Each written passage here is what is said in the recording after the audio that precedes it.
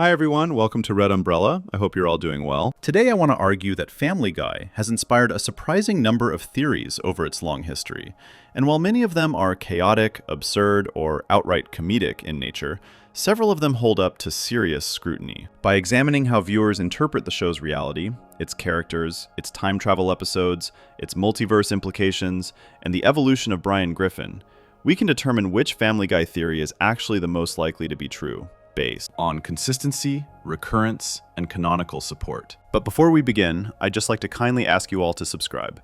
It's completely free and it really helps us improve the videos for this wonderful community we've managed to build. Anyway, that's enough. Let's begin. The Peter Griffin regression theory. One of the most talked about theories in Family Guy fan communities focuses on Peter himself and how dramatically he's changed over the years. This theory suggests that Peter Griffin has undergone what fans call regression, meaning he's become more childish, more irrational, and more chaotic as the series has progressed. According to this theory, the change isn't accidental or the result of lazy writing. Instead, fans argue that Peter was deliberately de-evolved by the writers to fit the comedic tone they wanted the show to have in later seasons. To understand this theory, we need to look at who Peter was in the early seasons compared to who he became later. In the first 3 seasons of Family Guy, which aired from 1999 to 2003, Peter was certainly not a genius. He was overweight, he made bad decisions, he didn't think things through, and he often embarrassed his family. But despite all these flaws, early Peter was still recognizable as a real person trying to navigate life. In the very first episode, Death Has a Shadow, Peter gets fired from his job at the toy factory because he was drunk at work. This creates real problems for the family because they need money to survive. Peter feels genuinely guilty about letting his family down. He tries to fix the situation, and when he does something wrong, he faces actual consequences. The episode shows Peter as flawed but fundamentally human, someone who loves his family and wants to do right by them, even when he messes up. Early Peter had moments of insight and emotional depth that made him more than just a source of jokes. He cared about his friends at the bar, Joe, Quagmire, and Cleveland. He had a genuine relationship with his wife Lois that included both humor and heart. He tried to be a good father, even though he often failed. He worked hard at his job, even though he didn't particularly like it. These character traits made Peter someone viewers could relate to. A regular guy dealing with regular problems in exaggerated ways. The episode Brian Wallows and Peter's Swallows from Season 3 shows early Peter at his most human. In this episode, Peter develops a medical condition that requires him to stay home from work. While the condition itself is ridiculous, Peter's emotional reactions feel genuine. He's frustrated by his limitations, worried about being a burden, and grateful when his family supports him. These are real human emotions that make Peter sympathetic despite his flaws. But as the series continued, especially after it was canceled in 2003 and brought back in 2005, Peter started changing. The changes were gradual at first, but over multiple seasons they accumulated into something significant. Peter became less like a flawed human and more like a force of pure chaos. His decisions stopped making any sense at all. His behavior became dangerous, not just to himself, but to everyone around him. The consequences of his actions stopped mattering because everything would reset by the next episode. The episode PTV from Season 4 shows this shift starting to happen. In this episode, Peter starts his own TV station, broadcasting from his house after he gets frustrated with network television censorship. He doesn't think about whether this is legal or practical, he just does it because he wants to. The episode plays his recklessness for laughs, but there's a noticeable difference from early Peter. Early Peter's schemes had some kind of logic behind them, even if it was flawed logic. Later Peter just does things because the writers think it will be funny. By later seasons, Peter has become someone completely different from who he was at the start. He's cruel to his daughter Meg for no reason beyond entertainment. He destroys property without caring about the damage or who gets hurt. He endangers his family repeatedly through actions that should have serious consequences. He seems to have lost basic understanding of how society works, or why rules exist. Episodes show him doing things that should get him arrested or killed, but nothing permanent ever happens to him. He's become a cartoon character in the worst sense, someone who exists only to create chaos, without any grounding in reality. The theory calls this process Flanderization, a term that comes from The Simpsons. Ned Flanders started as a friendly neighbor who happened to be religious, but over time, his religious trait got exaggerated until it became his entire personality. The same thing happened to Peter, except instead of one trait being exaggerated, his stupidity and impulsiveness kept growing until they consumed everything else about his character. Fans point to specific examples of this regression across seasons. In early episodes, Peter could hold down a job and have normal conversations with his boss. In later episodes, he can barely function at work, and his interactions with authority figures are completely absurd. In early episodes, Peter's fights with the giant chicken were brief and somewhat motivated by actual conflict.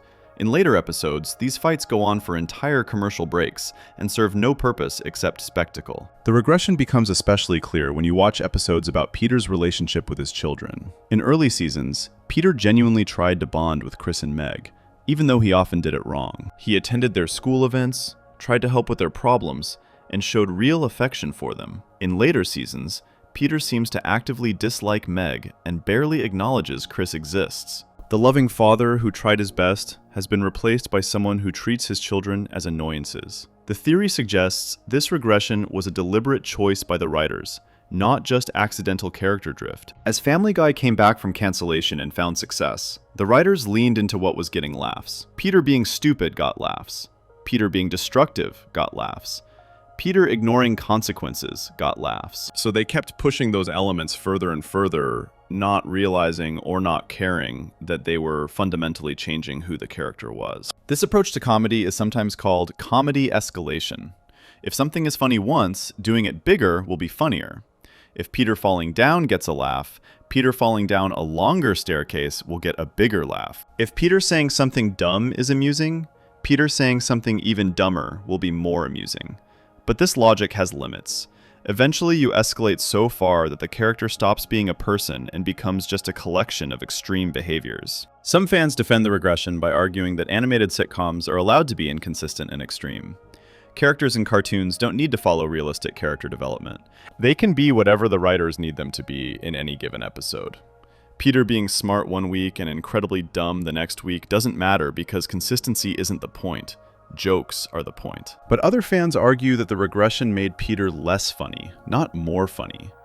When Peter was a recognizable person with real problems, his failures were relatable and his successes were satisfying. When Peter became an agent of pure chaos who could do anything without consequences, he stopped being someone you could root for or care about. The comedy became mean-spirited rather than observational. The theory also connects Peter's regression to larger changes in the show's tone. Early Family Guy was crude, but had warmth underneath. The family genuinely loved each other, even when they fought. Later Family Guy became meaner and more cynical. Characters treated each other terribly, without the loving foundation that made the cruelty acceptable. Peter's regression reflected and contributed to this tonal shift. Looking at Peter's relationships shows how the regression affected every part of the show. His relationship with Lois changed from a genuine marriage with ups and downs to something much more dysfunctional. Episodes started implying Peter had cheated on Lois. Lois seemed genuinely unhappy being married to him. The love that was central to their early relationship got replaced with resentment and dysfunction. Peter's relationship with his children suffered too. Early Peter was a bad father in comedic ways, forgetting things or not understanding teenage problems. Later, Peter became a bad father in disturbing ways, actively harming his children emotionally and sometimes physically. His treatment of Meg, especially, became so cruel that it stopped being funny for many viewers. The regression turned Peter from a lovable oaf into someone who seemed genuinely unfit to be a parent. Even Peter's friendships changed. His friend group at the bar used to have genuine camaraderie and would support each other through problems. As Peter regressed, he became more selfish and destructive toward his friends too. The friendships became more about enabling Peter's worst behaviors rather than providing any kind of meaningful connection. The regression theory is supported by the simple test of watching an episode from season 1 or 2 and then watching an episode from season 15 or 16. The Peter in those episodes is so different that they barely seem like the same character. Not just in the details of specific traits, but in the fundamental nature of who he is and how he relates to the world around him. When we apply our criteria to this theory, it holds up reasonably well. Internal consistency is strong because we can trace the regression episode by episode over many seasons. Recurrence is excellent because the pattern appears throughout the entire run of the show. The theory has minimal contradiction because it explains changes that would otherwise seem random. Canonical alignment is good because the changes in Peter's character are right there on screen for anyone to observe. The theory's main weakness is that it doesn't explain why the regression happened beyond the writers wanted different comedy. It describes what happened without fully explaining the mechanism. But as an observational theory about how a character changed, it's quite strong. Peter really did become more childish and chaotic over time. That's not interpretation, that's fact. The Peter regression theory matters because it shows how long-running shows face pressure to escalate and exaggerate their characters. What starts as a sustainable character trait becomes unsustainable when pushed to extremes. Peter's journey from flawed human to chaos agent demonstrates the dangers of comedy escalation without considering character integrity. This theory also reveals something about what fans value. The fact that so many fans discuss Peter's regression shows they noticed the change and many of them didn't like it. They preferred the version of Peter who was stupid but human over the version who became a cartoon caricature. This suggests audiences connect better with flawed characters who still feel real than with exaggerated characters who are purely comedic devices. The regression theory sets up important context for understanding other theories about Family Guy. If characters can change this dramatically over time, then other changes we observe might also be deliberate, or at least systematic. Peter's regression shows that the show is willing to fundamentally alter its characters based on what kind of comedy the writers want to produce. Understanding Peter's regression also helps us understand the show's relationship with consequences. Early Family Guy had consequences for actions. Peter's drinking led to him getting fired. His schemes would backfire and create problems he had to solve. But as Peter regressed and the show changed, consequences disappeared. Peter could do anything and everything would reset by the next episode. This lack of consequences is central to how modern Family Guy operates. The theory ultimately argues that Peter's regression was a creative choice with significant implications for the entire show. By making Peter more extreme and less grounded, the writers changed what kind of stories they could tell and what kind of comedy they could do. Whether this change improved or worsened the show is subjective, but that the change happened is undeniable. Before we move on, make sure to subscribe if you're enjoying this breakdown. Peter's transformation shows how individual characters can be reshaped by creative decisions, but there's another family member whose role might be more strategic than it appears. Section 2. Lois Griffin as the secret strategist theory. While Peter's regression has made him increasingly chaotic and childlike, there's a theory about Lois that suggests she's actually much more capable and strategic than the show usually acknowledges. This theory proposes that Lois Griffin is intentionally the smartest, most aware, and most socially strategic member of the Griffin family. While the show uses Peter's chaos as the primary comedic driver, Lois operates as a stabilizing force who often manipulates or guides family outcomes without drawing obvious attention to what she's doing. This theory requires us to look at Lois through a different lens than we usually do when watching the show. On the surface, Lois seems to be playing the long-suffering wife role that's common in sitcoms going back decades. She puts up with Peter's nonsense, tries to keep the family functioning, and occasionally has her own storylines.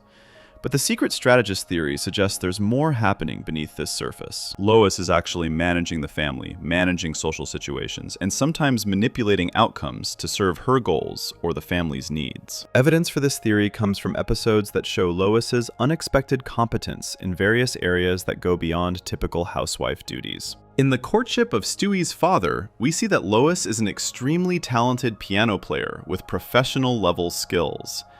This isn't presented as something she just picked up casually as a hobby.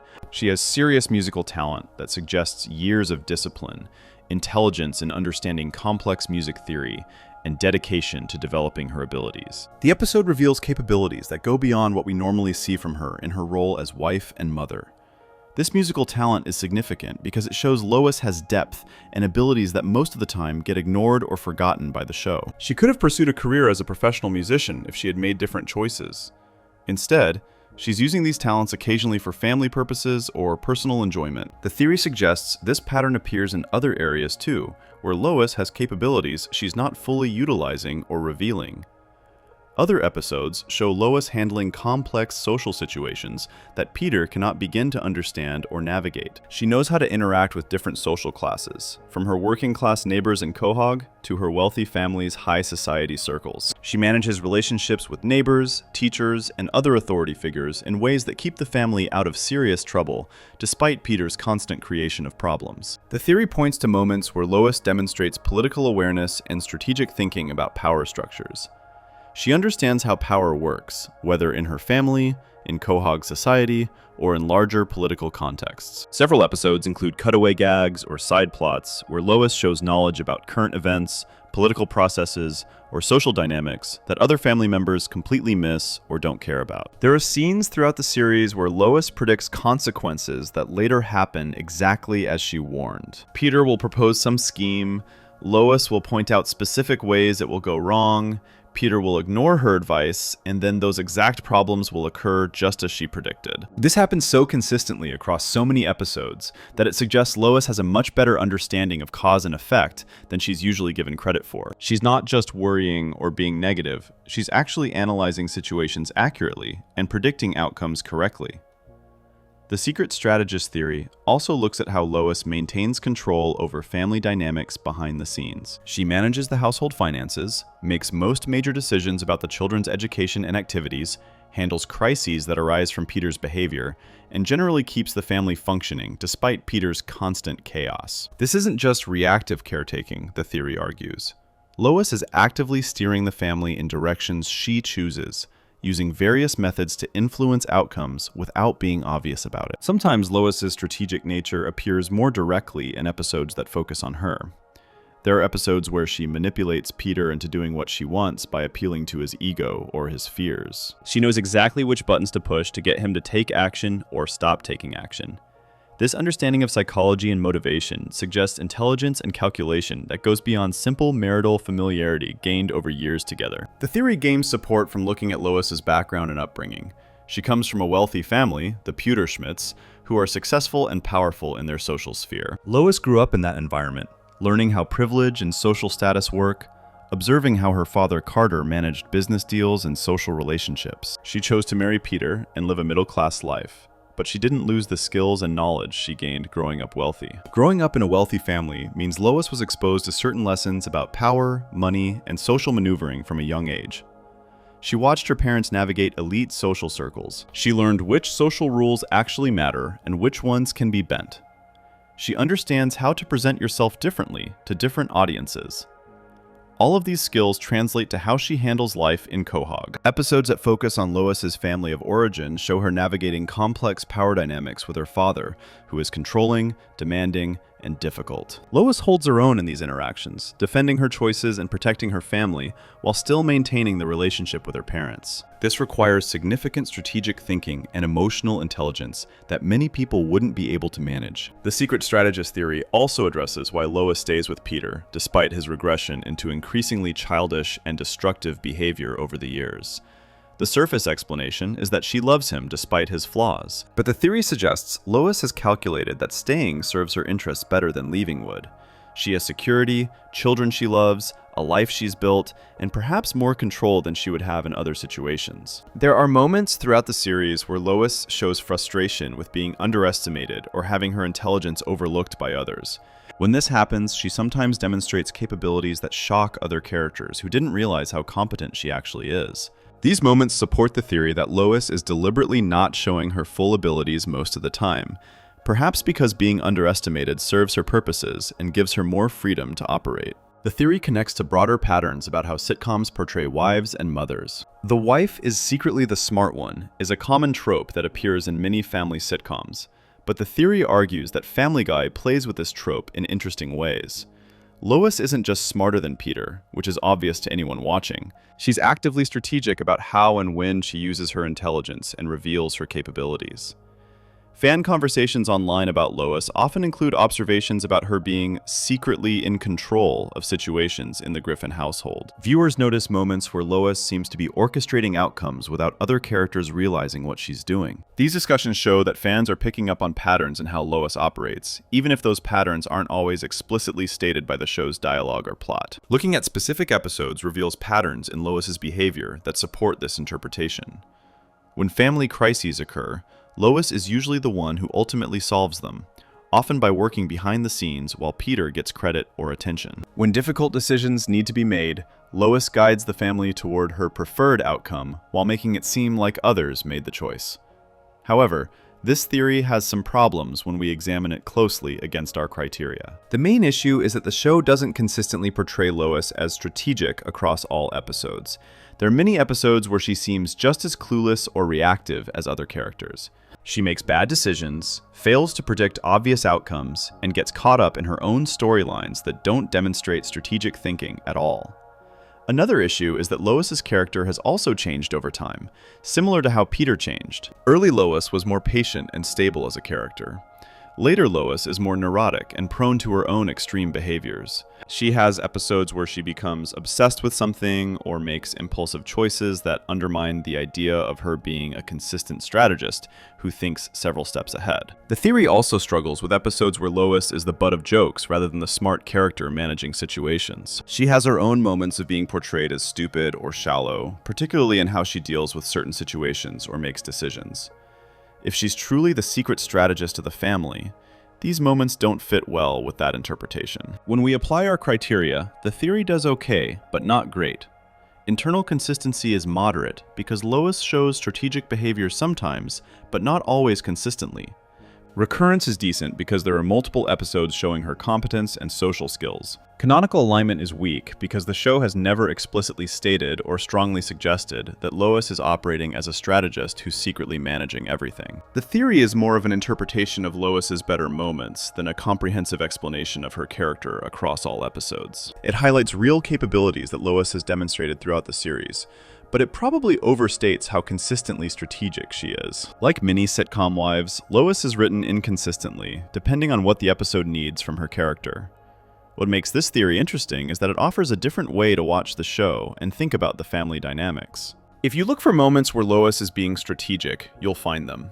If you assume she's managing situations behind the scenes while Peter creates chaos in the foreground, certain plot developments make more sense. The theory provides a lens that makes Lois a more active and interesting character than she might otherwise seem. The theory also raises questions about power dynamics in the Griffin family. If Lois is actually the strategic center holding everything together, what does that mean for how we understand the family structure?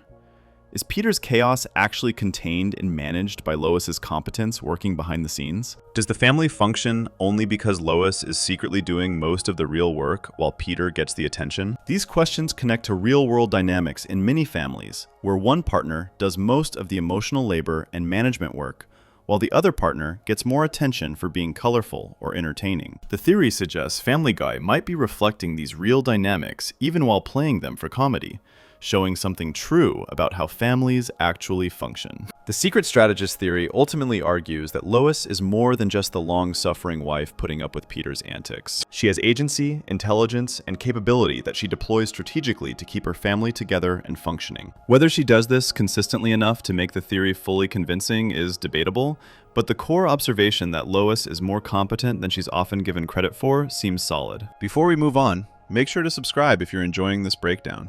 If Lois operates as the family's hidden manager, there's an even stranger possibility about who really shapes how we see this entire world. Section 3. Stewie's interpretation of reality theory. One of the most popular Family Guy theories that fans talk about online is the idea that everything we see in the show is actually filtered through Stewie's perspective. According to this theory, the entire world of Family Guy is being shown to us the way a baby would see and interpret it. This would explain why so many things in the show don't make logical sense, why characters behave inconsistently, and why reality seems to break down so often. The basic idea behind this theory is pretty simple. Stewie is a 1-year-old baby. Babies don't understand how the world works yet. They're still learning about cause and effect, about social relationships, about what's real and what's not. Everything is confusing and overwhelming to a baby because they haven't developed the mental frameworks that adults use to make sense of reality. So if we're seeing the world through Stewie's eyes, it would naturally be chaotic and illogical. Think about how babies actually experience the world. When you're a baby, your parents seem like giants who have unlimited power over your life. Other adults are mysterious beings who come and go for reasons you can't understand. Your siblings might seem scary or annoying because you don't have the context to understand their behavior. Animals might seem like they could talk because you haven't learned yet that humans are different from other creatures. Everything is exaggerated and confusing.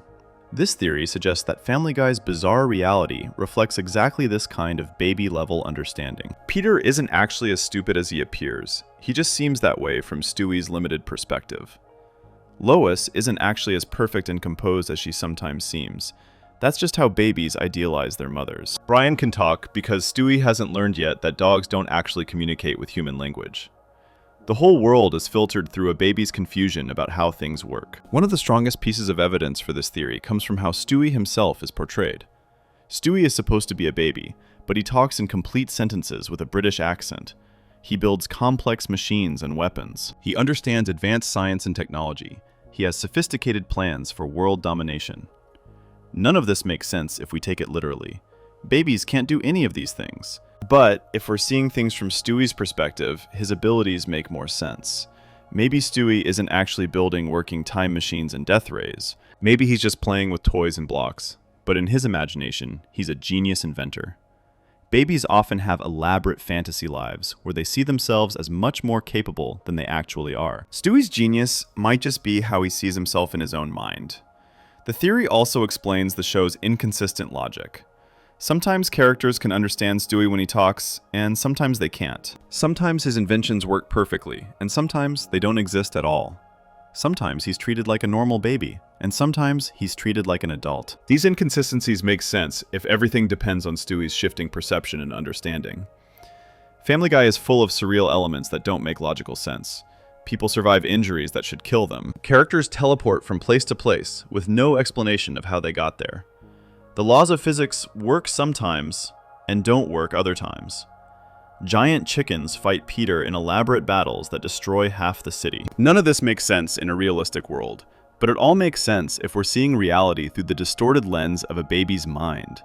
The cutaway gags fit really well into this theory. Those random flashbacks where Peter remembers some ridiculous thing that happened in the past might not be actual memories at all. They might be Stewie's attempt to make sense of things Peter is saying. When adults talk, babies don't understand most of what they're hearing. They might catch a few words and then fill in the rest with their imagination. The cutaways could represent Stewie's mind wandering and creating stories based on fragments of conversation he doesn't fully understand. Another piece of evidence is how different characters are portrayed. Meg is treated as ugly and worthless by everyone in the family. But is Meg actually that bad, or is this how Stewie sees his older sister? Babies and toddlers often view their older siblings as annoying or threatening because they take attention away from the baby. Stewie might see Meg as pathetic because he resents her existence in the family. Brian's role in the family also supports this theory. Brian is Stewie's closest companion throughout the series. They go on adventures together, have deep conversations, and seem to understand each other better than anyone else understands them. This makes sense if Brian represents how Stewie relates to the family dog. Babies often form strong attachments to family pets, because animals are less intimidating than adult humans. Stewie might have elevated Brian in his mind to be his best friend and equal. The theory explains why the show's tone and reality shift so dramatically between episodes. Some episodes are relatively grounded and realistic, while others are completely absurd and surreal. If we're seeing things through Stewie's eyes, this makes sense. Babies have good days where they're calm and things make more sense, and bad days where they're overwhelmed and everything seems chaotic. The show's tone might reflect Stewie's emotional state and level of understanding at different times. Time in Family Guy doesn't work normally. The characters have been the same ages for over 20 years. Events from previous episodes are sometimes remembered and sometimes forgotten. The family goes through major changes that get reset by the next episode. If this is all happening in Stewie's mind, time wouldn't work normally because babies don't understand time the way adults do. To a baby, yesterday and last year are equally distant and vague. However, this theory does have some problems when we test it against our criteria. The biggest issue is that many episodes don't include Stewie at all, or only include him briefly. If everything is from his perspective, why would we see scenes that he's not present for? Why would we follow Peter to work when Stewie is at home? The theory has trouble explaining episodes that focus entirely on other characters. Another problem is that the show has explicitly addressed the question of who can understand Stewie. In some episodes, characters acknowledge that babies can't really talk and treat Stewie like a normal infant. In other episodes, everyone understands him perfectly. The show itself seems inconsistent about whether Stewie is really talking or if it's just in his head. This inconsistency could support the theory, but it also makes it harder to pin down exactly what's supposed to be real. The theory also struggles to explain why the show's reality operates on consistent rules, even when those rules don't make sense. The giant chicken always fights Peter the same way. Death appears as a character multiple times following the same logic. God shows up occasionally and behaves consistently. If everything is filtered through a baby's confused perception, why would these surreal elements have their own internal consistency? Some fans have tried to refine the theory to address these problems. One version suggests that we're not seeing everything through Stewie's eyes all the time, but that Stewie's presence in the family affects how reality works. He's like a lens that distorts everything around him. When he's not in a scene, things are more normal. When he is present, reality becomes more chaotic and illogical. This version of the theory fits better with episodes that don't include Stewie. Another refinement suggests that we're seeing a combination of objective reality and Stewie's interpretation. Some things really happen the way we see them, but Stewie's perception colors everything and makes it more extreme. Peter really is dumb, but Stewie sees him as even dumber than he actually is. Brian really can't talk, but Stewie imagines conversations with him that represent their actual bond in a metaphorical way. The theory is strongest when applied to the show's most surreal and inexplicable elements. Why can a baby build a time machine? Why does nobody think it's weird that the family dog drinks martinis and reads the newspaper? Why do people survive falls from buildings and get up like nothing happened? All of these things make more sense if we're seeing them through a distorted, baby-level understanding of reality. Reddit discussions of this theory often point to specific episodes as evidence. Episodes where Stewie breaks the fourth wall and talks directly to the audience could be him acknowledging that he's constructing this reality in his mind. Episodes where he seems confused about what's real and what's not could be moments where his perspective is becoming clearer to us as viewers. The theory gives us a framework for interpreting these meta moments. The theory also connects to larger questions about narrative perspective in television. Many shows have experimented with unreliable narrators or subjective perspectives. If Family Guy is shown entirely through Stewie's eyes, it would be a really ambitious and unusual approach to storytelling. It would mean that everything we think we know about the show is actually filtered through this one character's limited understanding.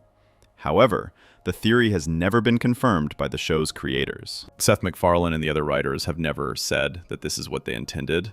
In fact, interviews with the creators suggest that they don't think too deeply about consistency or internal logic.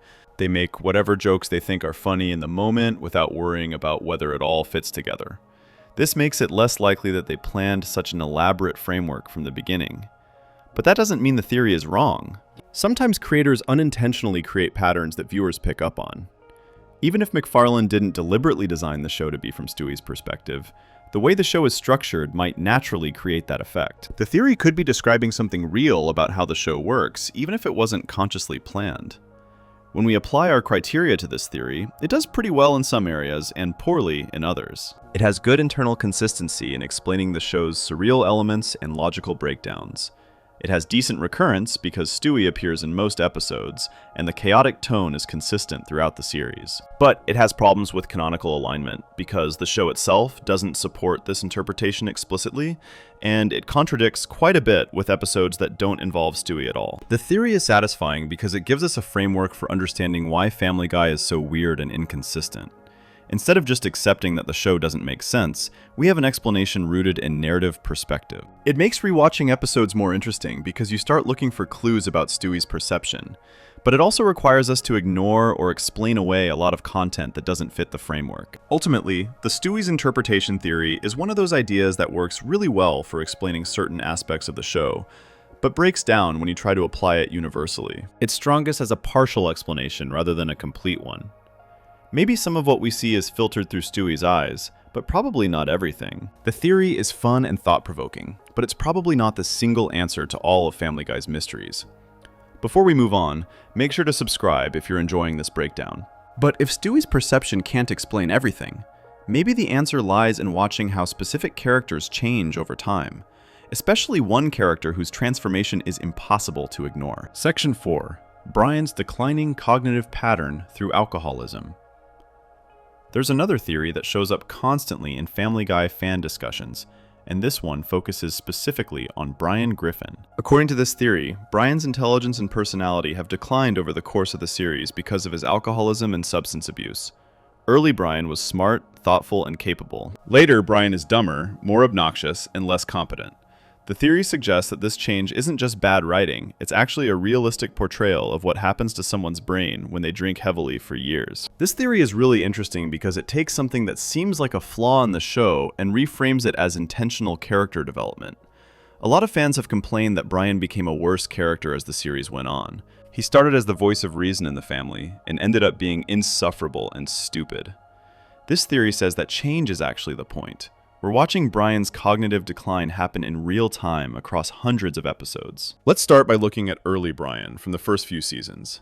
In those episodes, Brian is clearly the smartest person in the Griffin family. He reads books and actually understands them. He grasps complex ideas that go over everyone else's heads. He gives good advice when family members come to him with problems. When Peter does something stupid, Brian is usually there to point out why it's stupid and suggest a better approach. Early Brian is cultured and sophisticated compared to the rest of the family. He listens to NPR and reads The New Yorker. He can discuss politics and philosophy. He appreciates art and literature. He has genuine talents and interests beyond just drinking and chasing women. Sure, he drinks martinis, but it seems more like a quirky personality trait than a serious problem. But as the series goes on, Brian changes in noticeable ways. He starts making worse decisions about almost everything. He becomes more pretentious and annoying, constantly talking about how smart he is instead of actually demonstrating intelligence. He gets into situations that early Brian would have avoided easily. His writing, which he's supposedly been working on throughout the entire series, never gets finished and is revealed to be terrible when other characters finally read it. The alcoholism theory explains all of these changes through the lens of substance abuse. Brian drinks constantly throughout the entire series. In almost every episode he appears in, you can see him holding a martini or a glass of wine. He drinks in the morning when he wakes up. He drinks at night before bed. He drinks when he's happy and when he's sad. This isn't social drinking. This is addiction. And addiction, especially alcohol addiction, has real effects on the brain that get worse over time. Medical research shows that long-term alcohol abuse damages the brain in specific ways. It affects memory formation, making it harder to create new memories and recall old ones accurately. It damages the parts of the brain responsible for judgment and decision-making. It can cause mood swings and personality changes. It affects motor control and physical coordination. All of these symptoms match what we see happening to Brian over the course of the show. There are specific episodes that support this theory really strongly. In the episode Seahorse Seashell Party, Brian takes mushrooms and has a bad trip. During his hallucination, he sees disturbing visions that suggest his mind is not working properly. The episode treats this as a one-time thing caused by the mushrooms, but the theory suggests that Brian's substance abuse has been affecting his mind all along, and the mushrooms just made the existing damage more obvious. Another key episode is Brian's Got a Brand New Bag, where Brian dates a much older woman and the relationship goes badly. The episode reveals that Brian has serious insecurity issues and makes terrible decisions when it comes to his romantic life. This pattern continues throughout the later seasons. Early Brian had relatively normal relationships. Later Brian dates women he treats poorly, lies constantly, and acts desperate and pathetic. These are classic signs of someone whose judgment is impaired by addiction. The episode Brian Griffin's House of Pain shows Brian trying to get his TV show made and failing miserably because his writing is actually terrible. In earlier seasons, we were led to believe Brian was a talented writer who just needed his big break. But this episode reveals that he's actually a hack who has been deluding himself about his abilities. Alcohol abuse is known to cause delusions and an inflated sense of one's own abilities, which fits perfectly. There's also the episode New Kidney in Town, where Brian needs a kidney transplant because both of his kidneys are failing. The episode doesn't explicitly blame alcohol, but kidney disease is a common consequence of heavy drinking. Brian is literally dying from the effects of his lifestyle, but even after getting a new kidney from Peter, he doesn't change his behavior at all. He keeps drinking just as much. The theory gets even stronger when you look at how Brian's personality changes. Early Brian was confident but humble. He admitted when he was wrong. He learned from his mistakes. Later, Brian is arrogant, defensive, and completely unwilling to admit fault. He's become exactly the kind of annoying person that early Brian would have made fun of. Alcohol changes personality over time, often making people more irritable and self-centered. Brian's relationships with other characters also deteriorate in ways consistent with alcoholism. His friendship with Stewie becomes more toxic, with Brian often being mean to Stewie or taking advantage of him. His interactions with Peter become more contentious. He seems to care less about Lois and the kids. Alcoholics often damage their relationships over time because their addiction becomes more important than the people around them. One of the most telling pieces of evidence is how Brian's memory seems to work in later episodes. He forgets important events from previous episodes. He contradicts himself constantly. He doesn't seem to remember lessons he supposedly learned. Memory problems are one of the first signs of alcohol-related brain damage. The show's poor continuity could actually be showing us Brian's deteriorating memory in action. The theory also explains why Brian hallucinates and has unrealistic thoughts in certain episodes. In several episodes, Brian imagines scenarios that are clearly not real. He has conversations that might not actually be taking place. He interprets situations in ways that don't match reality. These could all be signs of alcohol-induced cognitive problems.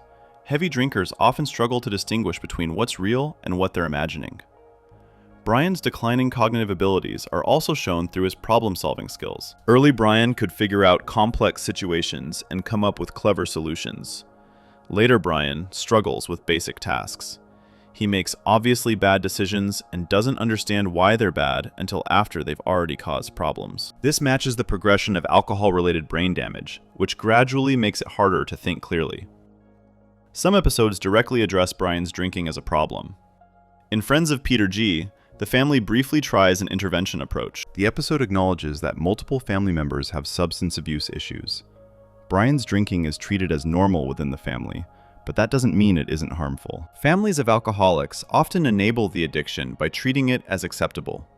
The episode He's Black shows Brian dealing with death and mortality in ways that suggest he knows his lifestyle is killing him. He's aware on some level that his choices are destructive, but he's unable or unwilling to change. This is consistent with how addiction works. Addicts often know they have a problem, but feel powerless to stop. When we apply our criteria to this theory, it holds up really well. Internal consistency is strong because we can trace Brian's decline episode by episode across multiple seasons. The evidence recurs constantly throughout the series, not just in isolated episodes.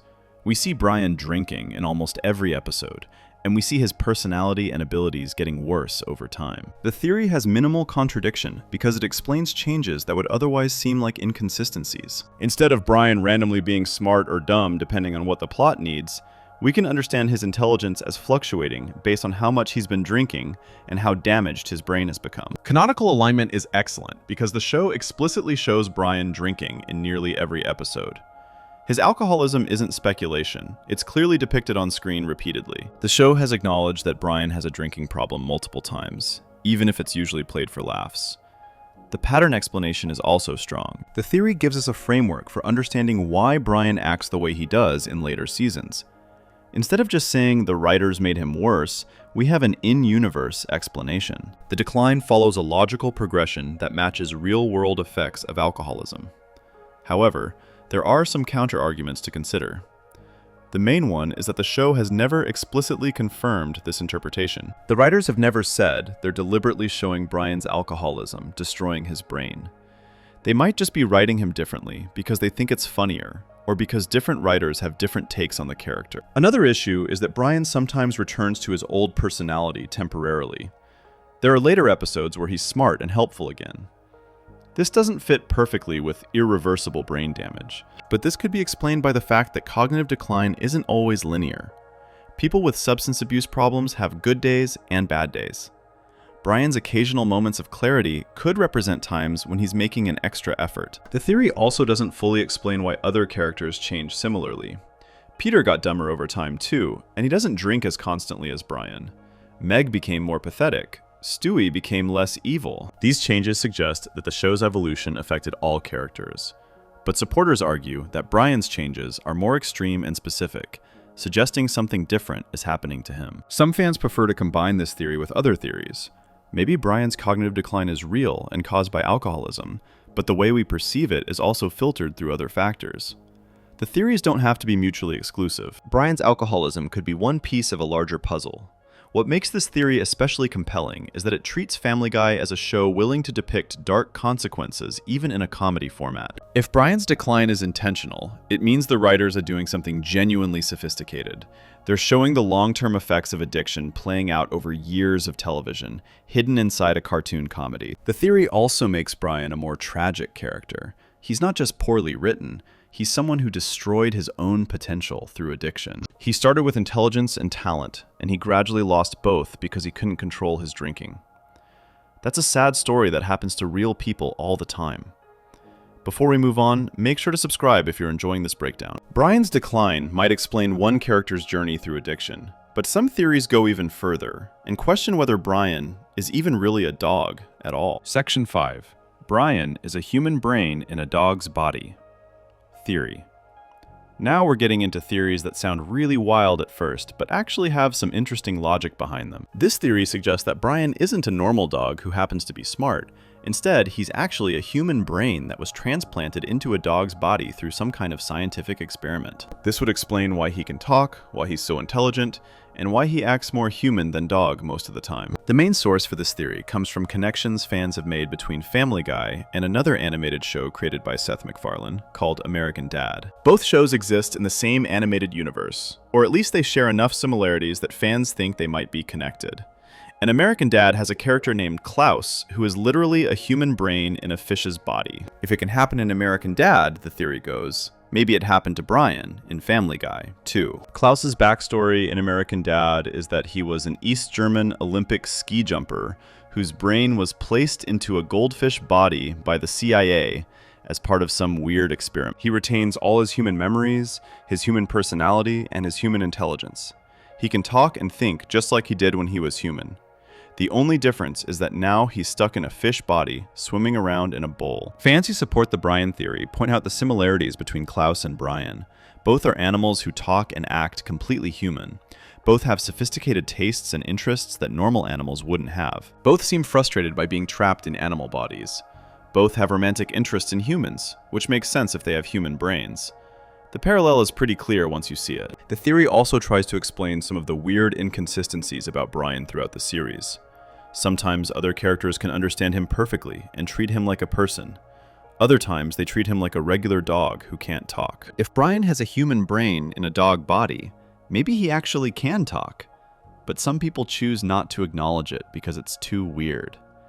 Or maybe the transplant wasn't perfect, and his ability to communicate fluctuates. Another piece of evidence fans point to is how Brian behaves compared to other dogs in the show.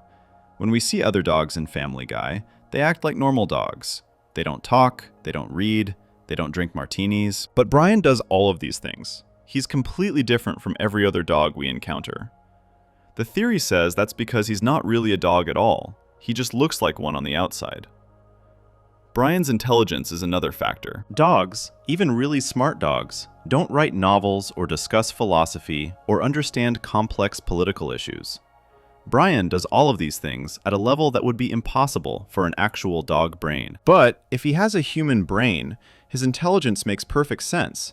He's as smart as a human because he literally has human brain tissue.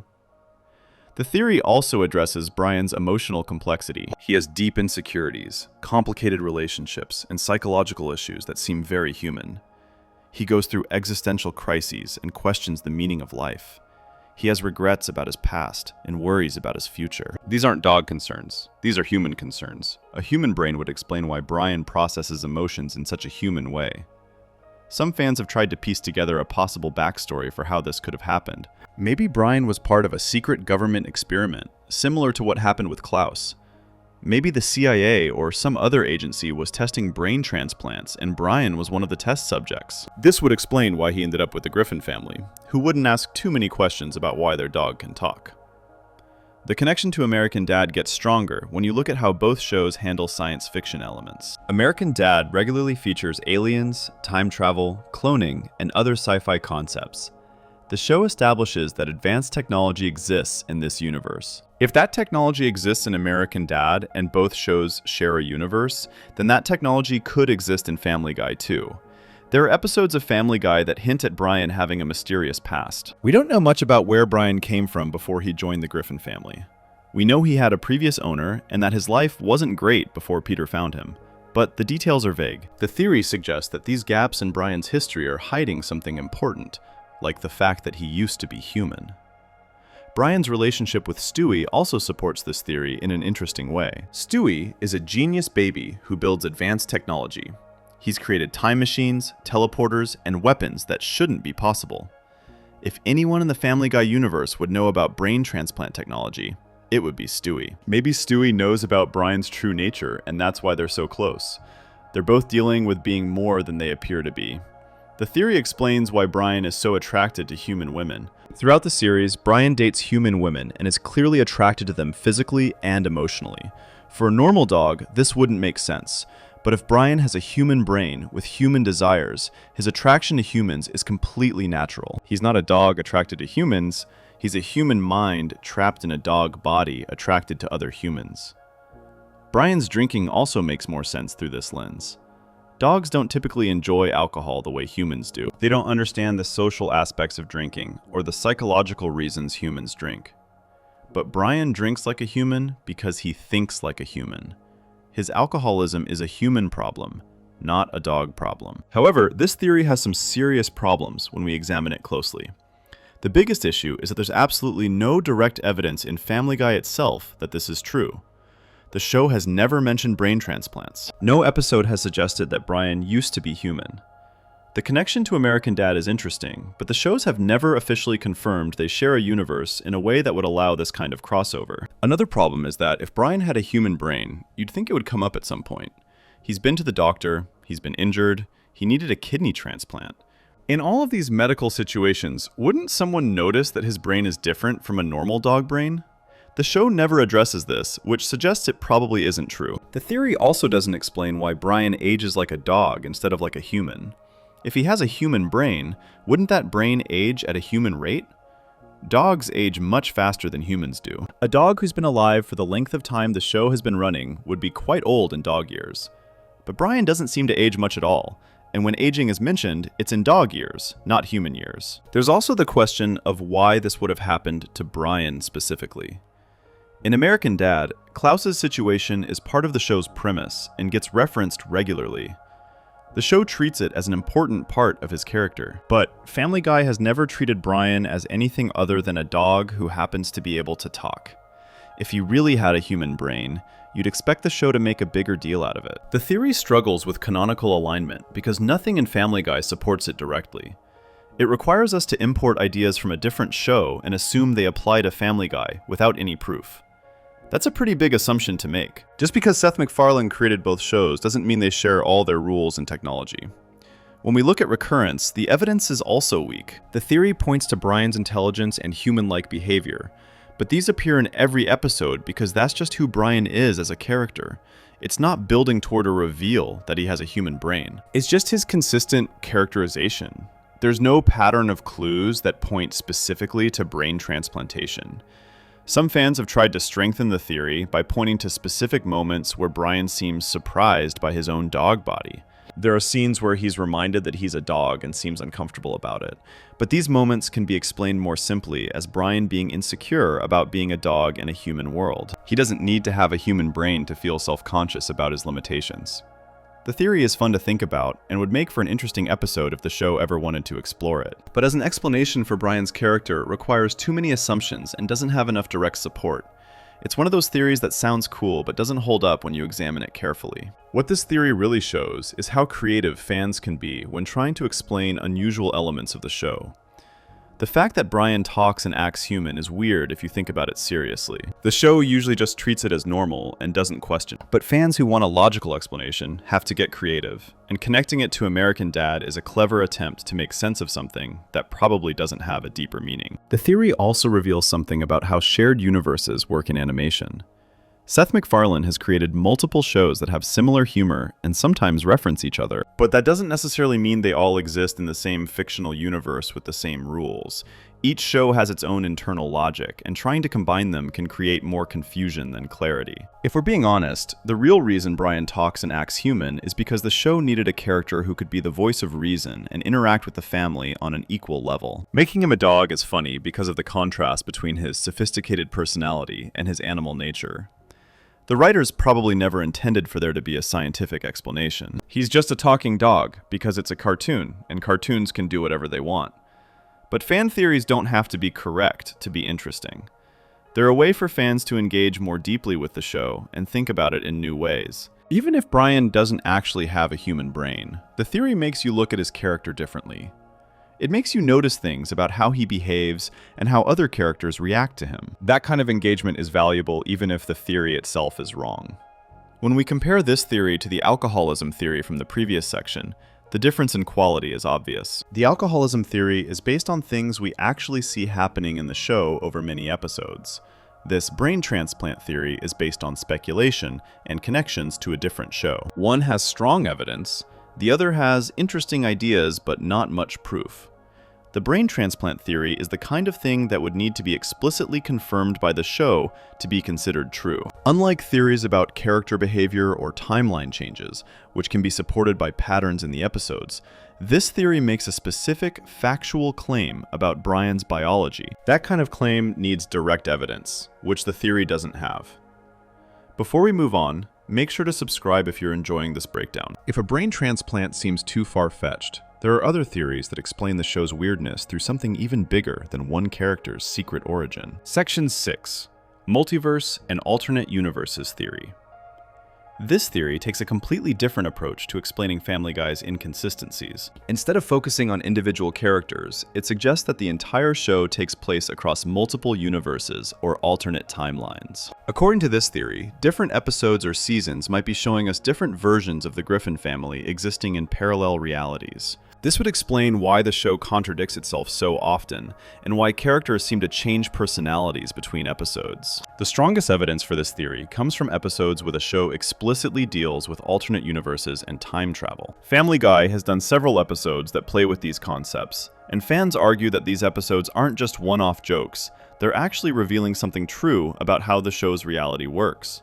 These episodes pull back the curtain and show us that the Family Guy universe is much bigger and more complicated than it initially appears.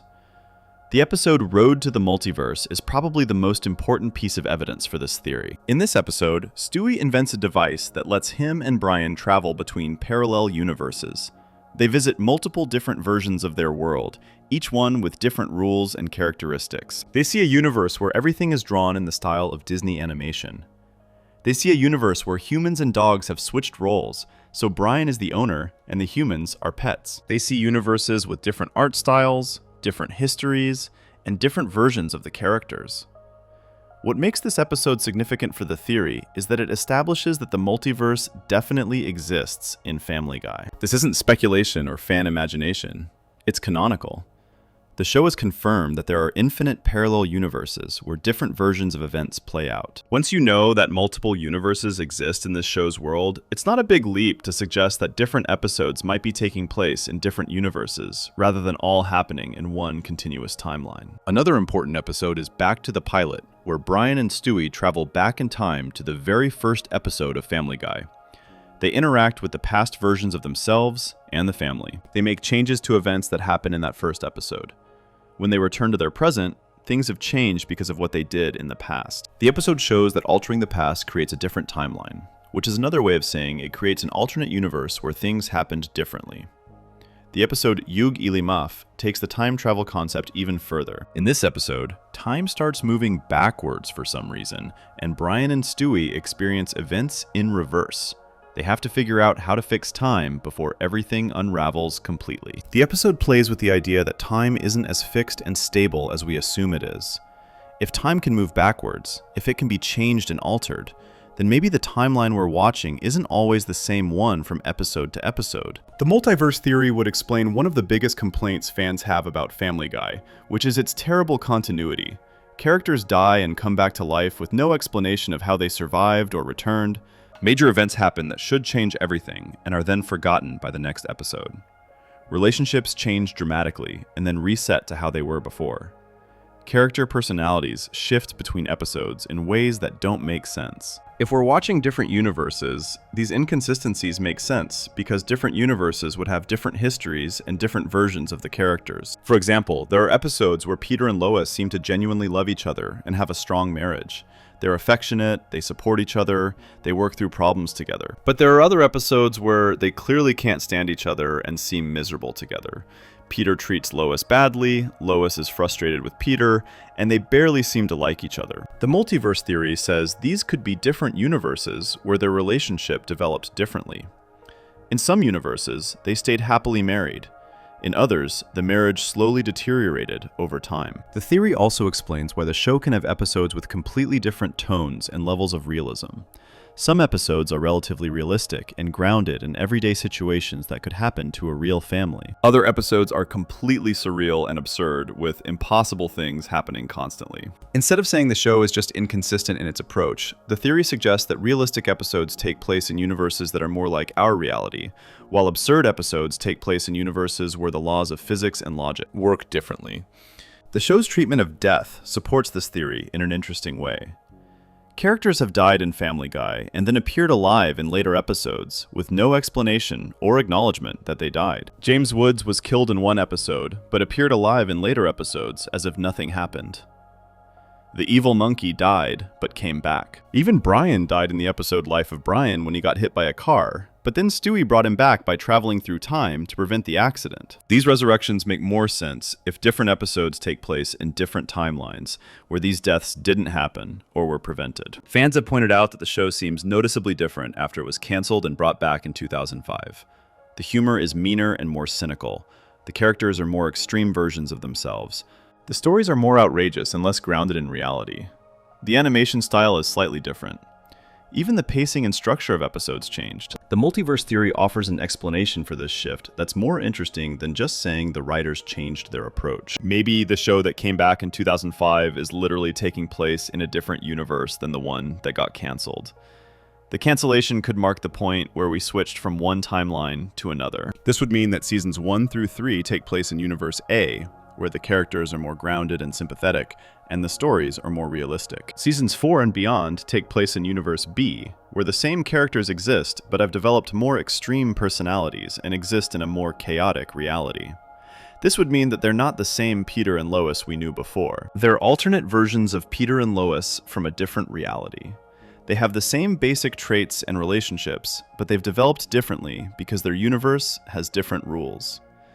Universe A, Peter was dumb but lovable. Universe B, Peter is dumb and often cruel.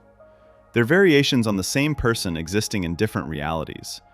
The theory even explains the cutaway gags in an interesting way. Those random flashbacks that have nothing to do with the main story could be glimpses into other universes. When Peter says something reminds him of the time he did something ridiculous, maybe that ridiculous thing actually happened in an alternate universe, and Peter is somehow remembering it, or accessing that reality briefly. The cutaways aren't memories or fantasies. They're brief windows into parallel realities where different versions of events took place. Another piece of evidence is how the show handles historical events and pop culture references. Family Guy makes jokes about real-world events that happened after the show supposedly takes place. The characters don't age, even though years pass in the real world. References to current events happen, even though the characters should be living in a fixed time period. If the show takes place across multiple universes with different timelines, these inconsistencies stop being problems because time works differently in different universes. The multiverse theory also explains why the show can do parody episodes like the Star Wars episodes. Those episodes are officially presented as movies that the characters are watching, but maybe they're actually showing us alternate universes where the Family Guy characters really are Star Wars characters. Every what-if scenario or parody could be a real alternate universe within the show's multiverse. The Robot Chicken parodies, the different animation style episodes, all of these could be legitimate alternate realities rather than just imagination. Some fans have taken this theory even further and suggested that we can identify specific moments where the show jumps between universes. Maybe commercial breaks are universe transitions. Maybe season premieres take place in new universes. Maybe whenever something really weird happens that contradicts established canon, we're seeing a universe switch occur in real time. These fans try to map out which episodes belong to which universes based on character behavior and continuity details. The theory gains additional support from the fact that Seth MacFarlane has created multiple shows that sometimes reference each other. Family Guy, American Dad, and The Cleveland Show have had crossover episodes. If these shows can cross over, maybe they exist in the same multiverse, just in different universes within that multiverse. This would create a larger connected reality where different shows are different branches of the same multiverse tree. However, this theory has some significant weaknesses when we examine it carefully. The biggest problem is that while the multiverse definitely exists in Family Guy, the show has never suggested that regular episodes take place in different universes. The multiverse episodes are clearly marked as special events where something unusual is happening. They're not treating every single episode as potentially being in a different universe. When Brian and Stewie travel to different universes in Road to the Multiverse, they know they're traveling. They have a device that moves them between realities intentionally. They can tell when they're in a different universe because things look and work differently in obvious ways. But regular episodes of Family Guy don't have any of these indicators. There's no suggestion that we're jumping between universes from episode to episode. The show presents itself as a continuous story about one family, not as an anthology exploring different realities. The theory also doesn't explain why these universe jumps would be happening. In shows that deliberately use a multiverse structure, there's usually a reason for it. Characters are traveling between universes intentionally, or there's a rift in reality causing different universes to bleed together, or there's some mechanism that causes shifts between realities. But Family Guy doesn't have any of these explanations. We're just watching the Griffin family's life, and sometimes that life doesn't make sense. There's no in-universe reason why we would be viewing different realities. Another issue is that some things do stay consistent across the entire series. The family lives in the same house in Quahog. Peter works at the brewery, even though he's had other jobs temporarily. The kids go to the same school with the same teachers. Quagmire, Cleveland, and Joe are their neighbors in the same positions. If we were truly jumping between different universes constantly, we'd expect to see more variation in these basic facts. But the show maintains certain core elements, even while contradicting itself on other details. The theory struggles with the criterion of minimal contradiction, because it's essentially saying that all contradictions can be explained away by invoking multiple universes. That's too convenient. It's basically a get-out-of-jail-free card for any inconsistency in the show. A good theory should explain specific patterns, not just give us a blanket excuse for why nothing has to make sense or be consistent. When we think about canonical alignment, the multiverse does exist in Family Guy, so the theory isn't completely unsupported by the show. But the show has never indicated that regular episodes involve universe hopping the way the special episodes do. The multiverse episodes are special cases, not the norm. Using those episodes to explain everything else that happens in the series is stretching the evidence pretty thin. The theory is more satisfying than some others because it gives us a framework for understanding why the show is so inconsistent. It's frustrating when characters change personalities for no reason, or when major events get forgotten completely. The multiverse theory says these aren't mistakes or lazy writing. They're features of a show that exists across multiple realities. That's a more interesting explanation than just saying the writers don't care about continuity and do whatever they want. But satisfying and true aren't the same thing. The multiverse theory is essentially giving the show credit for being more clever and planned out than it probably actually is. The reality is that Family Guy is a comedy show that prioritizes jokes over consistency. The writers make whatever works for the current episode without worrying too much about whether it matches previous episodes. That's not necessarily bad writing, it's just how episodic comedies work. They're more concerned with being funny than with maintaining perfect continuity. The theory works better as a way for fans to enjoy the show despite its inconsistencies, rather than as an accurate description of what's actually happening. If thinking about different universes makes the contradictions less annoying and helps you enjoy the show more, that's great. It's a useful framework for understanding why things don't always line up. But that doesn't mean the show is intentionally using a multiverse structure, or that the writers are deliberately showing us different realities. When we apply all our criteria, the multiverse theory does okay, but not great. It has some canonical support from the multiverse episodes, but not enough to explain regular episodes. It explains patterns of inconsistency, but maybe too well, making it unfalsifiable. It has internal logic, but that logic isn't supported by the show's actual structure. It's a theory that sounds good, but doesn't quite hold up under scrutiny. Before we move on, make sure to subscribe if you're enjoying this breakdown. If entire universes can explain the show's chaos, What happens when we zoom in even further and suggest that everything might exist inside one character's damaged mind? Section 7. Family Guy is all in Peter's head theory. There's a darker theory that some fans have proposed, and it suggests that everything we see in Family Guy might not be real at all. According to this theory, the entire show takes place inside Peter's mind. Maybe Peter had some kind of traumatic experience or injury, and now he's living in a fantasy world inside his own head. Everything we watch, all the characters and events, are just Peter's imagination trying to make sense of reality or escape from it completely. This type of theory shows up for a lot of different TV shows. Fans love to suggest that everything is happening in a character's mind because it explains why shows have such weird and unrealistic elements. For Family Guy, the theory would explain why reality seems to break down so often, why impossible things happen constantly, and why the show's logic is so inconsistent from episode to episode. If it's all in Peter's head, then of course nothing has to make sense or follow normal rules. The theory usually suggests that Peter experienced something terrible in real life. Maybe he was in an accident that damaged his brain. Maybe he lost his family somehow in a tragedy. Maybe he went through a traumatic event that his mind couldn't handle or process properly. To cope with this trauma, Peter's brain created an elaborate fantasy world where he still has his family and friends. Everything we see in the show is Peter's mental construction, his way of avoiding painful reality by creating a more comfortable false one. This would explain why Peter is the center of almost everything that happens in the show. Even in episodes that focus on other characters like Lois or Brian or Meg, Peter usually appears at some point or affects the story somehow. If the entire show is Peter's internal world, then of course everything revolves around him. He's the one creating this reality in his mind, so he naturally puts himself at the center of it because that's how human consciousness works. The theory points to how surreal and illogical the show often is as evidence. People survive injuries that should kill them instantly. The laws of physics stop working whenever it's convenient for a joke. Characters teleport from place to place with no explanation of how they traveled.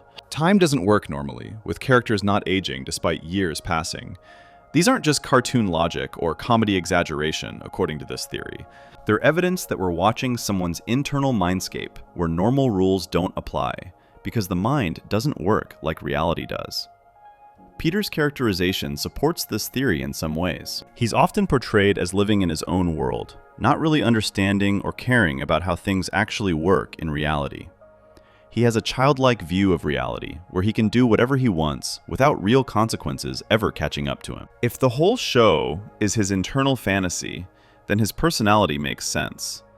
He acts like someone creating a world where he gets to be the main character without having to follow rules or face permanent consequences for his actions. The cutaway gags fit really well into this theory. Those random flashbacks could represent Peter's mind wandering, his thoughts jumping from one topic to another without logical connection, the way thoughts do when you're daydreaming or when your mind is damaged. When Peter says something reminds him of something else and we see a completely unrelated scene, that could be showing us how Peter's damaged mind makes associations that don't make sense to anyone else, but seem natural to him. Some fans point to episodes where Peter seems to question reality, or have moments of clarity where he realizes something is wrong.